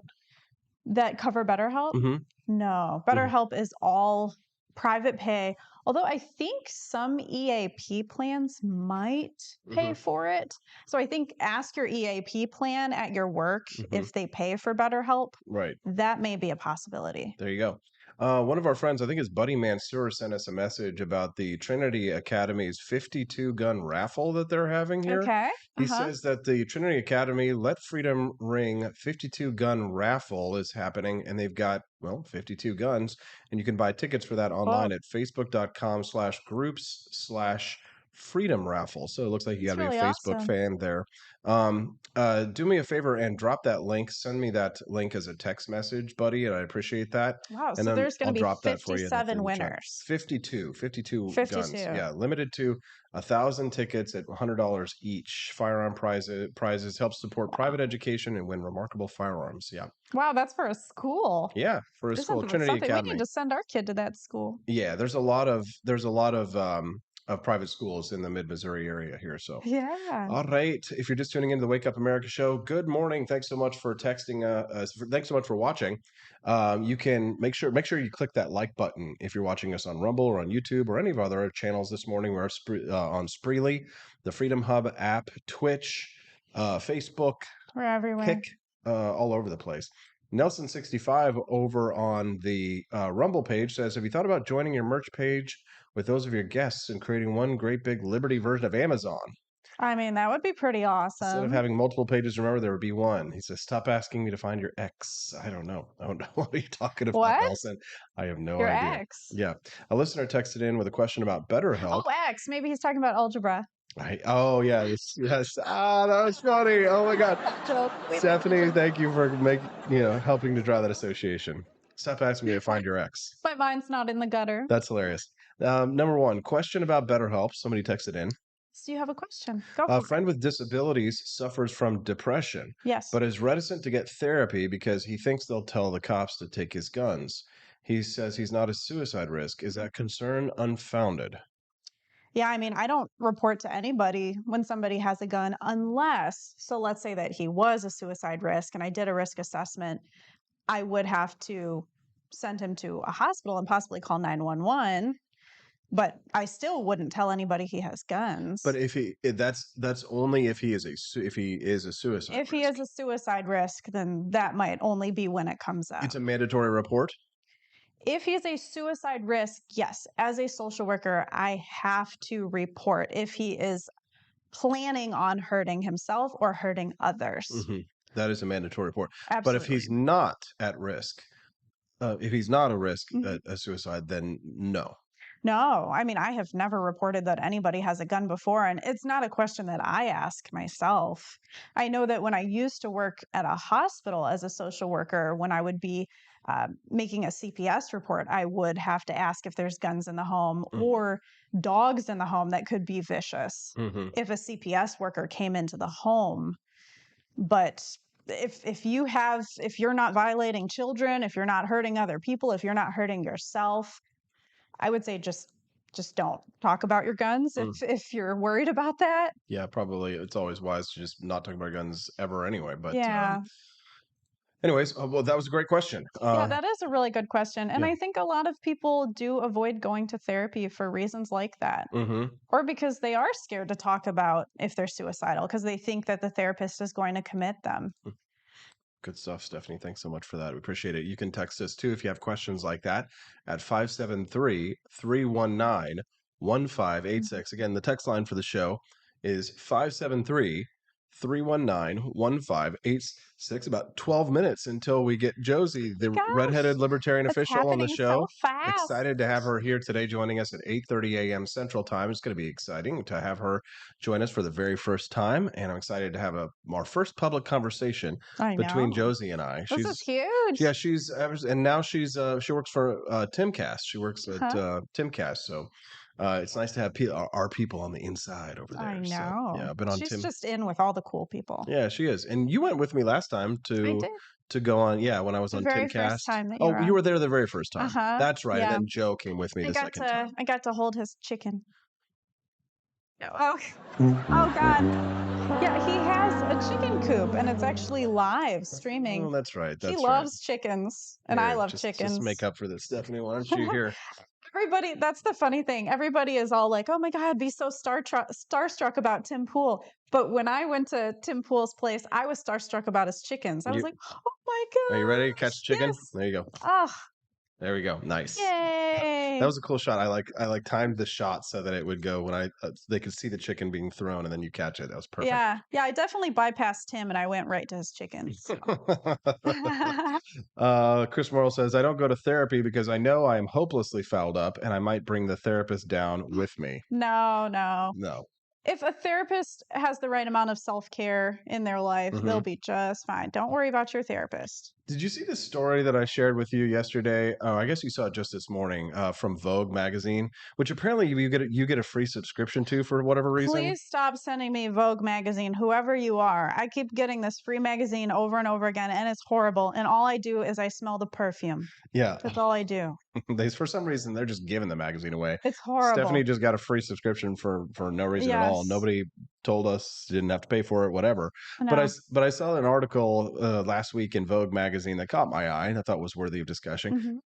Why do so many millennials look and seem so much younger than they are? Haven't we talked about this, Stephanie, about how like I must be drinking the blood of children or something like that? Because yeah, I mean, you look really young. right, You but definitely do. and so do you. I mean, you are a younger millennial, but I'm a Yes. geriatric millennial. I know. And I still look like, fresh-faced and fancy, Yeah. fit and free. It's like It is amazing. I'm really not sure what it is. Is it like what's in the water or what's in our food, the antibiotics? I'm not sure. The vaccines? it's probably the vaccines, right? The Probably. COVID-19 Maybe it has vaccine makes Botox you look in a it. little So the bit younger. vaccines like releases Botox into your skin. It's probably something like that. But Yeah. I haven't necessarily always eaten extremely healthy. We did just have Wendy's last night. We did have another redheaded yeah. libertarian. Although we Here she is. we also smoked beef ribs. I thought you were going to be like, we smoked something else. No. No, we smoked ribs. No, we smoked beef ribs. We had a good weekend. But while I haven't always eaten healthy, I've always exercised, I guess, when you say like always. But I mean, like in my adult life, I've always had an exercise regime. Yeah. But this article caught my eye because we had just been talking about how people of our generation kind of look and seem so much younger than they actually are. They were talking about like just physically younger, but also like our millennials also kind of give off a younger energy, right? A lot of it has to do with how they dress, right? Hoodies, jeans, like more casual, right? It's funny because when you look at movies, there's a really good one like with Steve Martin. I think it's called Parenthood, where it's like it shows like a parents who are in their 40s or like maybe their early 50s or something like that, and they look like grandparents, like the way that they. Right. Didn't it just seem as if like back even in the 80s and before, like from what you see in pictures, media, like when somebody's in their 40s, they look really old, like they look like they're a grandpa or something like that? Absolutely. Yeah. And when I was a kid, I thought all these people looked really old. So maybe kids of the next generation, maybe they do think we look really old. Mm-hmm. Maybe it's just subjective. Right. Yeah, I don't know because, we hung out with Emma last night and, Yeah. she seems to think we're really like hip and cool and all that stuff. So it's I like, know. Well, I was coloring with her. yeah, well, I'm definitely in with the children. we probably give off a younger energy, but Yeah. like when Because we don't have kids. I've always found that Yes. people who are childless, they seem a lot younger than they are, and they look a lot younger than they are. I think it's because childbirth it ages you. For men too. Oh yeah, for sure. Yeah. So here's what the writer said. One of my personal theories is that our image of a real adult is simply outdated and fails to take more recent style and culture shifts into account. Your parents and grandparents didn't post photo dumps, wear athleisure in the workplace, or DM their colleagues LMAO in their 30s. But frames of reference evolve constantly, and that's what 30-somethings are like now. You don't just suddenly get a cropped haircut and start saying the word trendy as you age. We're stuck with an image of a 30-something that is no longer relevant. I'm sure Gen X, the Britpop kids, British pop, the ravers, didn't always resemble dads. It must have taken a moment to catch up. But when you Google a child actor, like who looks really old though, like who kind of like puts this to bed is there's this Who? kid Ricky Schrader, Uh-huh. and he was on the show Silver Spoons. Mm-hmm. Growing up in the 1980s, he was the star of a show called Silver Spoons. Ricky Schrader. For watched. I think he's like the same age as I am. Actually, he might be like just a tiny bit older, but now he like lives out in the desert and has. I don't know if you've ever seen a video or a picture of this guy. Yeah. But he looks rough. Oh, Now, my. Ricky Schroeder, I think is his name. Yeah, Ricky Schroeder. Okay, they're showing the pictures of him where he It's drugs. No, I don't think so. I Hmm. don't think so. Hold on, let me see if I can put it up on the Twitter weirdness. There he is. Some of you guys might know him. Here we are, family, a couple of silver spoons. So here he is as a kid, right down there with his like blonde hair and stuff like that. It looks a lot. But yeah, here he is now, Ricky Schrader. See how he looks? He's looking pretty rough these days. He's super conservative now. He follows me on Instagram. Yeah, I mean, I think some people look super young and then other people look super old. Like we watch these girls on TikTok all the time, and I mean, they have so much makeup on, and Yeah. They look way older than they are. Yes. Well, he's 53. Okay, so he's 11 years older than I am. Yeah. So I guess that's what I'm going to look like in 11 years right there. Look at this guy. Steffi can't see him. Hold on. But yeah, he comments on my Instagram page every once in a while. Yeah. I think you look great, buddy. I doubt it. Well, I mean, Well, here's if he's listening right now, he's not gonna like what I had to say. I'm being a little rude there. I'm trying not to. I'm not trying to be rude or anything like that. I mean, I like Ricky because he's conservative and he's a good kid, but just remember that I used to always ask adults, like my grandmother before she died, I'd be like, do you feel old? Or are you that same person in there that you were when you were my age? Boy, it's hard to say. You know, it like makes you wonder, like, do you really feel different? God, I don't know. You know what? I'm gonna have to say I don't know if I want to ask the next lady about that because our next guest joining us here in 5 minutes, the lovely Josie will be joining us here. She's very young and she has children. We're going to talk about how to fight with wokies as a libertarian when we get back with the lovely Josie, the redheaded libertarian official on the Wake Up America show. Say goodbye to Steffi. Bye. Bye, guys. We'll see you soon on the Wake Up America show at wakeupAmericaShow.com. Donald Trump, and I approve this message. Believe me, Austin Peterson is the best. He's got the greatest Wake Up America show I've ever seen. Whenever I tune in the mornings and watch the live stream, let me tell you, he has got the absolute best content. I love his guests. It's just a total blast to watch, and I highly endorse and recommend the Wake Up America show. It's terrific, believe me. Step right up, ladies and gents, to learn about the coolest president yet. He's not just any old prez, he's Calvin Coolidge, and boy oh boy is he different from the rest. He was quiet as a mouse, but don't you underestimate his power. He knew how to handle money, and he didn't waste an hour. He cut taxes, lowered debt, and balanced the budget with ease. No wonder the roaring 20s brought such prosperity and peace. But don't take my word for it. Grab a copy of Calvin the Coolest President and see for yourself. It's a children's book that'll make you smile and help your little ones learn about wealth. You can find it on Amazon Kindle or get your hands on a paperback at apforlibertyshop.com. So come on down and get yourself a copy of the book that's making waves all around town. You won't regret it, so get ready to be floored because Calvin Coolidge, well, folks, he really scored.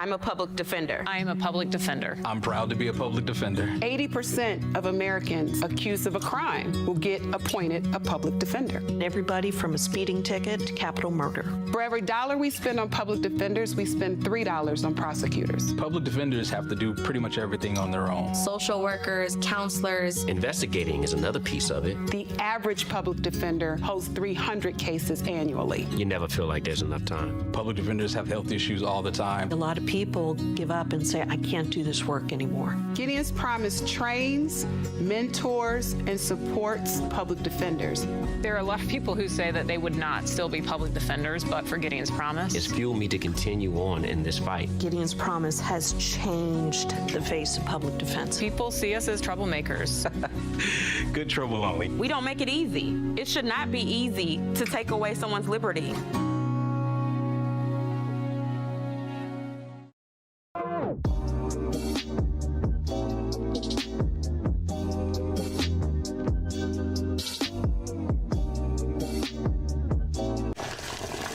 Ever hear the one about the frog?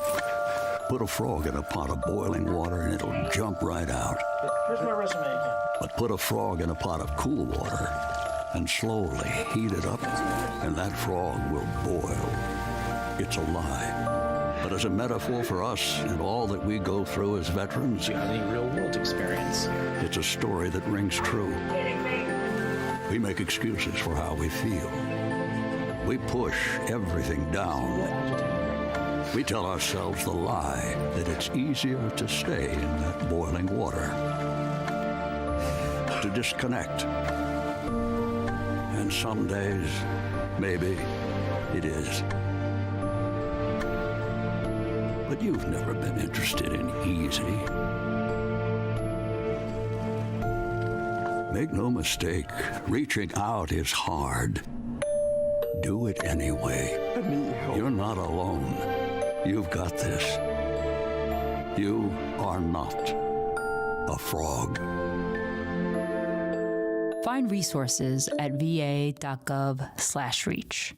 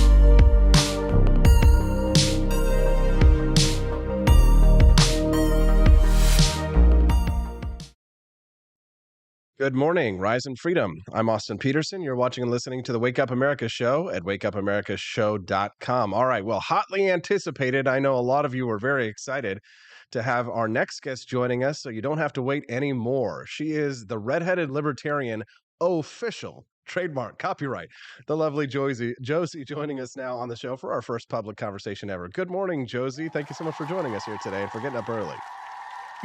Good morning, Austin. Not much of a morning person, but for you, I will get up early. Well, thank you, Josie. I appreciate that. There's so much that I want to talk to you about, especially I'd like to just talk about a little bit about your career and how exciting it has been as your meteoric rise to fame over the last couple of years has really truly been a sight to see. But before we get to that, Josie, I'd like to ask you about this story that you shared. You actually brought this to my attention. A Missouri school district putting they, them pronouns in math class to help kids, quote, mathematical identities. What was it that you found so interesting about this story? So, GLSEN is a woke organization that Target was doing a lot of business with. And so digging into them, you find all of the stuff that they've done in the past. And one of those things that they were doing was putting they, them pronouns in math problems because everything has to be wokeified. This goes into a lot of different points that are happening right now with the woke ideology kind of just infiltrating everything. And so digging into that, we find out that there's a CEI, which is this cultural equity. It's a woke credit score essentially, and they are putting it on everybody, everywhere, everything, businesses, municipalities, even schools. So you wonder how much of this goes into if this human rights campaign, which runs the CEI, if they were involved in getting Target, like, okay, these people are going to help you wokeify, so it makes you wonder what's going on, what the deeper reason is behind all of this. And it's kind of got the Streisand effect at this point because everybody's digging into what is going on because, a bunch of companies didn't organically just look at Dylan Mulvaney and say, oh, wow, so brave. We want this as our spokesperson. So yeah, it just kind of made me dig into that a little bit. What's figure out what's going on. fascinating too, Josie, is that you brought up Dylan Mulvaney. Is the Bud Light, the scenario that they find themselves in is dire because not only have they offended the people who actually drink their beer, but now they sort of have to double down on their left strategy because they have a credit score that they want to try and maintain with these ESG. What do you call them? Moderators, or people, ratings agencies who are trying to, essentially force these corporations to go along with this woke agenda. But now Bud Light is getting in trouble because they've kind of backed away from the Dylan Mulvaney campaign, if you'll call it that, and they really can't win. I mean, what would you do if you were in their situation? So a little bit going into the CEI that I was bringing up earlier. So the CEI is the woke credit score, and it's driven by this human rights campaign, right? So digging into the human rights campaign, it's funded by Open Society Foundation, which is a George Soros foundation. So it all goes back to that.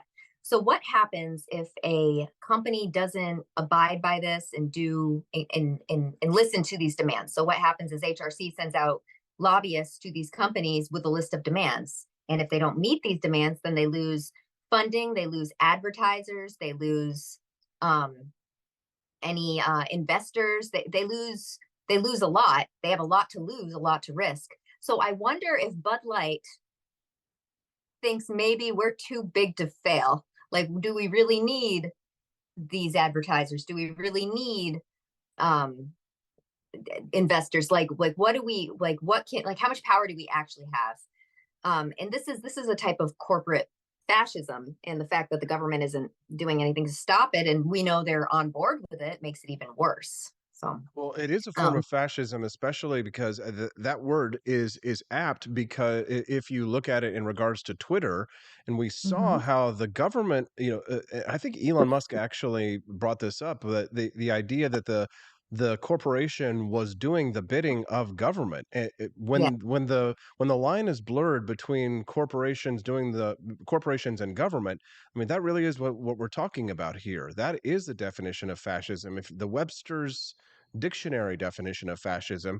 And that's why I think libertarians need to be involved. However, I saw my buddy Chris Morrill over the live stream. He says, remember when libertarians used to largely sit out the culture war stuff? Pepperidge Farm remembers more and more libertarians are getting actively engaged in the culture wars. And we probably tended to eschew them more back in the 1980s and the moral majority years and Jerry Falwell and poo-poo it. But, I'm of the opinion, and you probably agree, that, we sort of have to stop tyranny, where it starts, and tyranny can come in many forms. What do you think? The government is driving the culture war.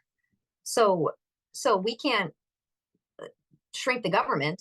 We can't fight the government unless we fight the culture war. They're a big part of it. They're driving it. They're enforcing it. They're putting laws in order, like ESG, for instance. That's an Obama era thing. He put that in. He made companies have to abide by this ESG score in order to function in the market. Like the government is doing this. So we have two enemies. One of them is this woke war that we're in, and the other is the government. So there's just a lot of overlap right now. There certainly is. If you're just tuning into the Wake Up America show, good morning. Thank you so much for joining us. Make sure to click that like button and hit the subscribe if you're not already subscribed to the channel. You're listening to our friend, the redheaded libertarian official, Josie, is joining us on the show today. So make sure you click like for her. We're grateful that she got up early to join us here. You've had a really exciting career.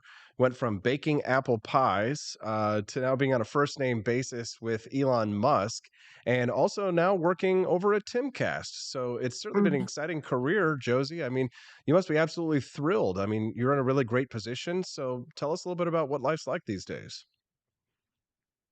It's just every day I wake up and I'm just like humbled, like what is going on? It's a little bit of imposter syndrome. It's a little bit of just being completely humbled, just being so thankful and grateful for everything that I have in my life, and the way that my career is going. I mean, there's going to be big news coming up in the next couple weeks, which I'm excited to break to you when I'm able to, about just more exciting, amazing things. And I don't know. It leaves me speechless. And I'm not often speechless. Well, tell us, I guess you're working doing media for Timcast. Is that correct? What does that consist of?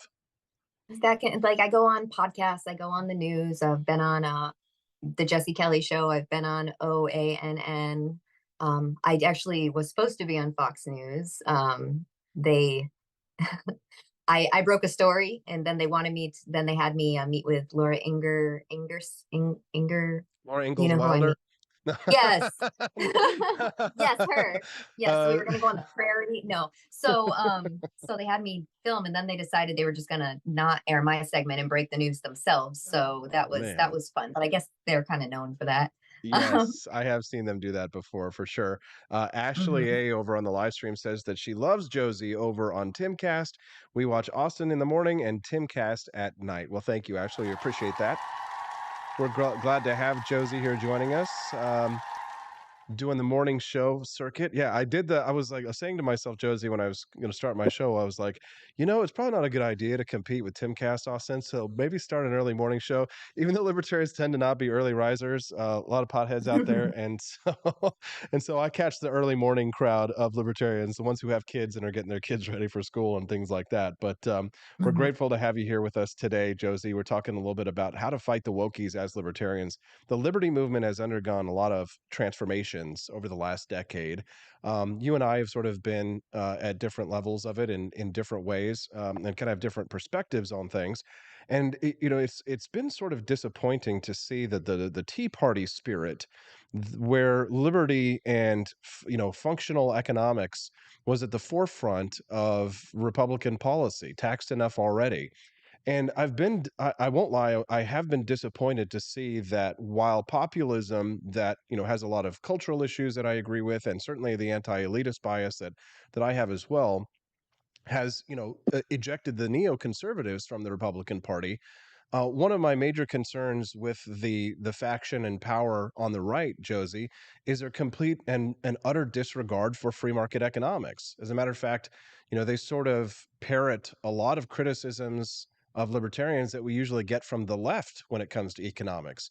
So rather than sort of like paying lip service to libertarian values while doing the opposite, which is what Republicans used to do, it seems as if now Republicans very openly and blatantly love to criticize libertarians and attack us from the left when it comes to economics. Is this something that you've noticed? And I'd wonder if you'd give commentary on that. Yeah, absolutely. I had actually talked about the debt ceiling a bit yesterday. So this agreement that they haven't quite agreed to yet, but are headed in the way to agreeing to, it sounds great. Like if you don't know anything about economics, then you just know like this number's bigger than that number, and this is a big number, and that's also a big number, but I don't understand the rationale between them. So they've proposed a spending decrease of $50 billion, which to me and you, that's like, oh, wow, that sounds like a lot of money. This is great. However, they also proposed an increase of 2 trillion over 2 years, and I guess that can get up to 4 trillion now. So it's like, okay, well, they're seeing the numbers 50 and they're seeing the number 2 or 4, and it's like, okay, well, 50, and that's just the way that our brains are supposed to work. Just as regular humans, we really aren't supposed to be dealing in numbers like trillions when it comes to money. So for the purpose of comprehension, I've converted these numbers into time. So a million seconds, just for a grasp on the differentiation, a million seconds is 11.67 days. A billion seconds is 31.68 years. A trillion seconds is 31,688 years. Okay, so that's a pretty substantial difference, and especially for people who don't really, like me, even I can't wrap my head around that number. That's just immeasurable. So essentially, Congress will subtract 1,584.4 years and add 63,376.18 years to our debt. So that's like a 2.5% decrease from the initial number. And I mean, ironically, it's going to take about 65,000 years to pay our debt off anyway. So I guess it works in that regard. 65,000 years. Well, I'll be mummified at that point. I got to give a big shout out and thank you to Studio 314 who drops the super chat in there for us. We appreciate that. He says that 5 in the bucket for Josie, Pies, and Liberty. Thank you. Quest Fanning says that he's squared to Studio's contribution. Thank you very much for that, Fanning, as well. We're grateful to have you here. Thanks for watching the Wake Up America show. Make sure you click that like button and subscribe if you're joining us on one of our multi-channels that we're streaming to this morning. We're grateful to have the redheaded libertarian official, Josie, on the show today. She works at Timcast. Sounds like she's got a lot of exciting things in the works. You'll make sure you want to follow her over on Twitter and all her social media platforms so that you can get the big breaking news that she teased out on her show this morning. Josie, we're really excited to hear about that. Elon Musk is, in my opinion, Josie, one of us. And I know that he voted for not Andrew Tate. Who was Andrew Yang? Andrew Yang in the last election, I think. And then he did the Twitter space with Ron DeSantis the other day. Is that he said nice things about Ron DeSantis? Do you think that is he supporting Ron DeSantis officially, or is he just kind of like facilitating his presidential announcement or something like that? And for Twitter, what are your thoughts on that? I know Elon Musk is very involved when it comes to opposing transing children, which is why he followed me, which is why he likes Ron DeSantis. I don't know if he would put in if he'd actually endorse him or anything like that. I know he's invited all the candidates onto his stage to host or to break their campaigns or just to give like a town hall. I think he's a genuinely good human being, and there's not a lot of people at that level of success that you can say that about.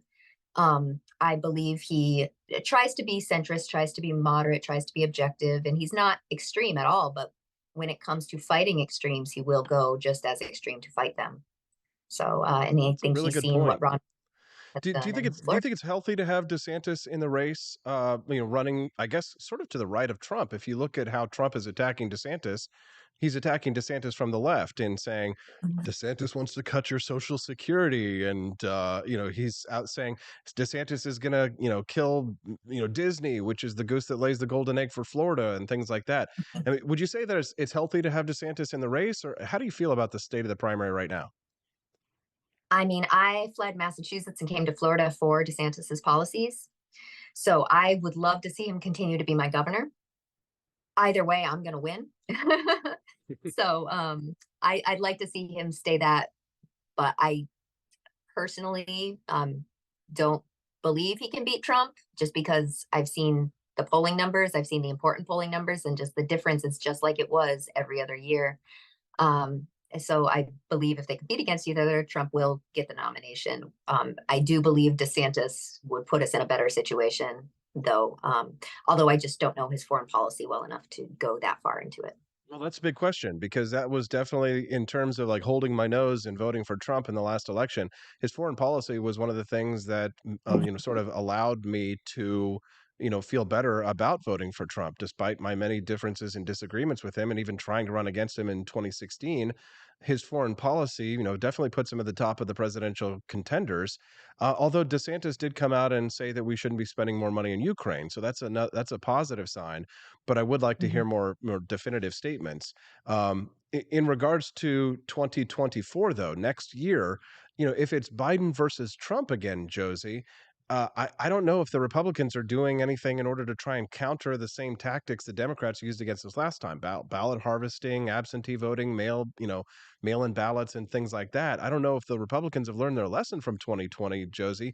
It looks like we're kind of headed towards a repeat of 2020, which would mean 4 more years of Joe Biden. Is that your take, or how do you feel about it?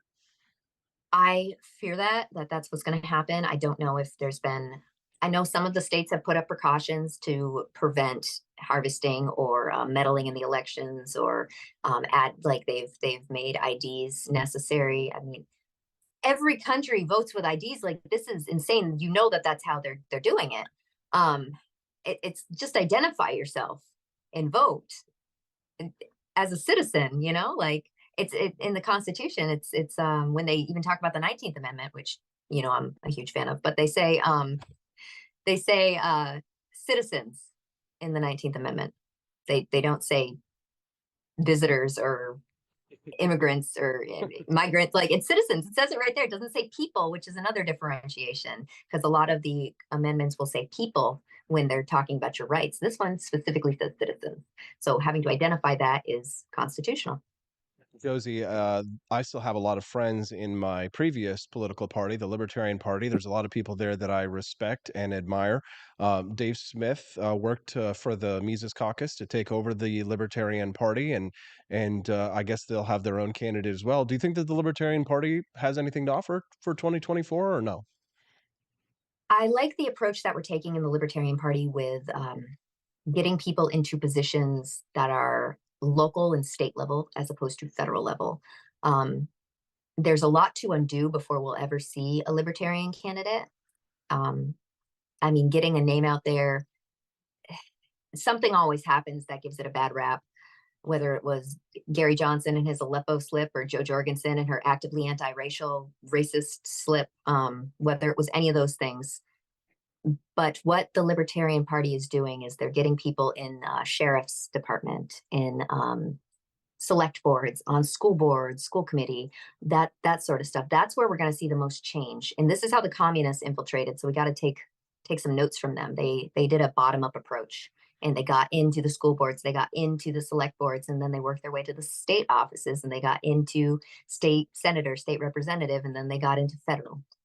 And they got jobs and at the highest point of every company, so they're everywhere. And that's how libertarians have to beat them, by playing their own game. One of our listeners had a question for you, Josie, if you don't mind. Studio 314 asks you, how does Josie feel about Massey endorsing DeSantis?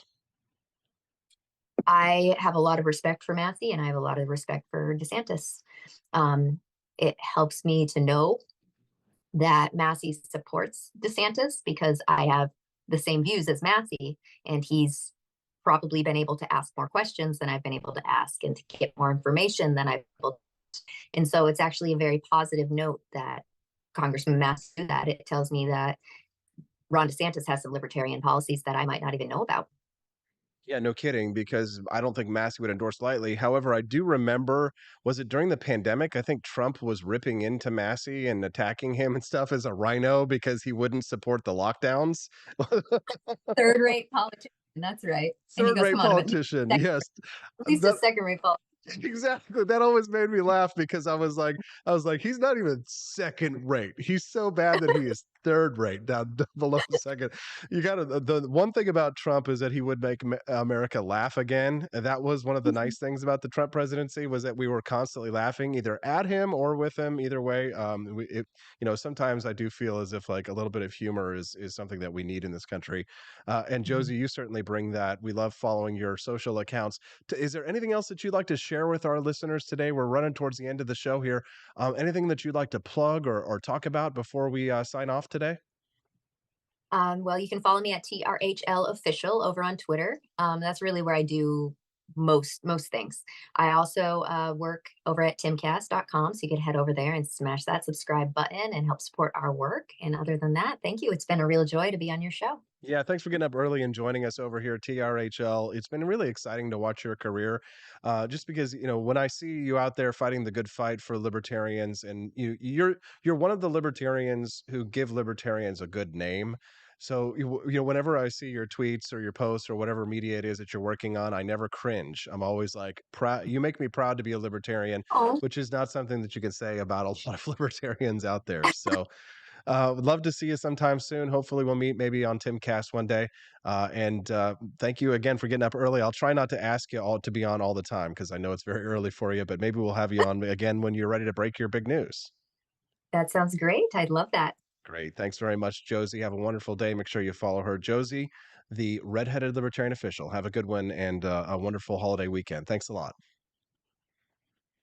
There we go. What did you think of Josie, the redheaded libertarian official? Boy, wasn't that nice for her to get up early and join us here on the Wake Up America show? I have to say, it was quite lovely.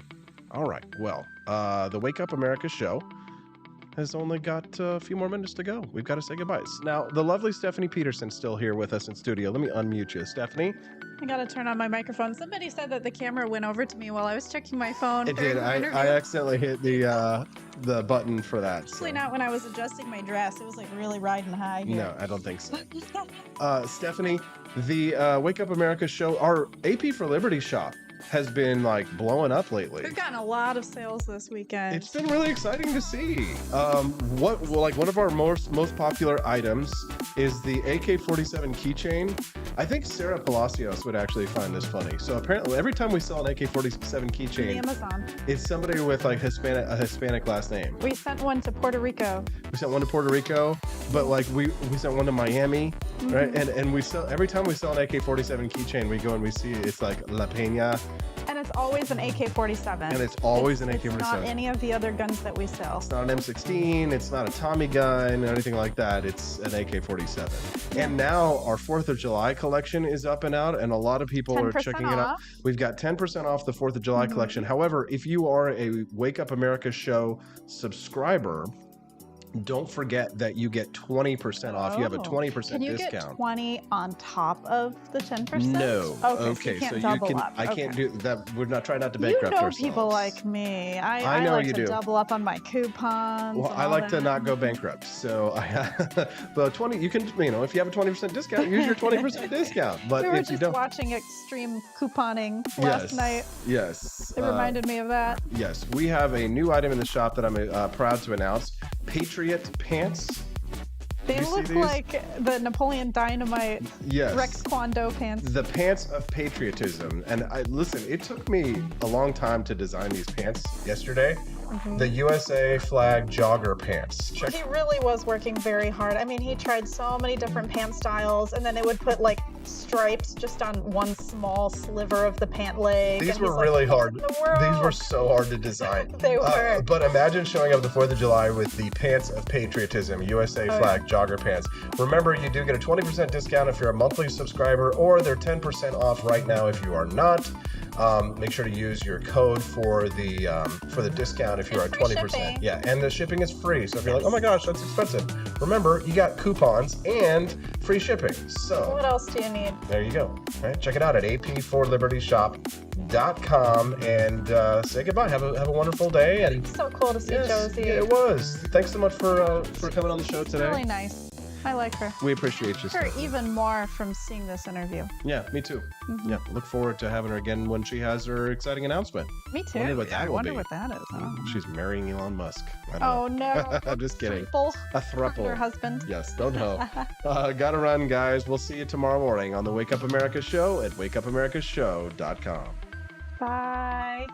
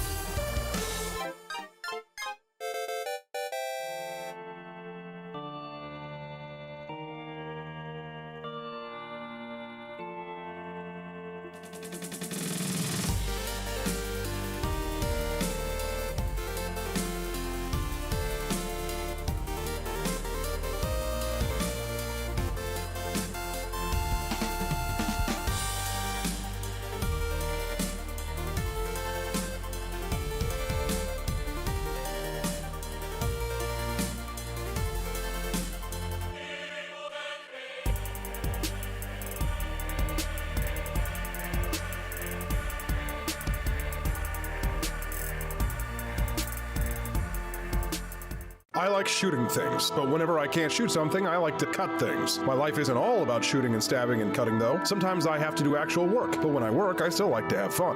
And there's nothing less fun than trying to cut with a crappy knife. Thankfully, from the ancient sect of Christian knights, who also loved cutting and stabbing, comes a new implement that has received my personal blessing, the Templar knife. Like the ancient sword of Excalibur, you don't choose a Templar knife, it chooses you. You just decide what kind you want on the website first, however, and then order it online, and then it chooses you. The Templar knife comes in a variety of shapes shapes. As a man of culture and taste, I have decided I will never use a terrible knife again. And thanks to the inspiration provided by this excellent product, I have decided to launch a new crusade against anyone using less than superior knives. Join me, brothers and sisters, by visiting uppercuttactical.com/pages/Templar-knives. That's a lot of slashes. For that, you'll need a Templar knife. For 10% off, use code AP for Liberty and join me in a quest for glory, for liberty, for Christendom, for the Templar knife. Get yours today. Fire.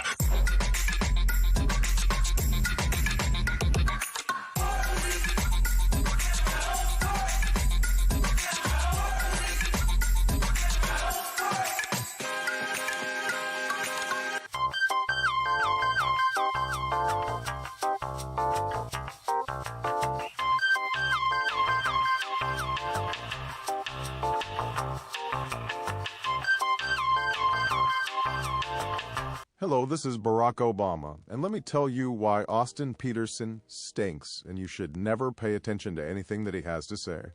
First of all, he's a libertarian, and we all know libertarians are idiots. They don't realize how important government is to everything that we do. I recently became aware that Austin has opened up a libertarian shop at apforlibertyshop.com. Now, I'm asking you as a personal favor to me that you never ever visit apforlibertyshop.com. With all of the great Liberty merchandise there, the last thing that we need to do is to get people spreading this message around the country, because then they might start thinking that they don't need government. And that's the last thing that good Democrats like us want. So if you love democracy, like me, and hate freedom, then don't visit AP for Liberty Shop. Like I said, whatever you do, do not visit apforlibertyshop.com. I'm Barack Obama, and I approve this message.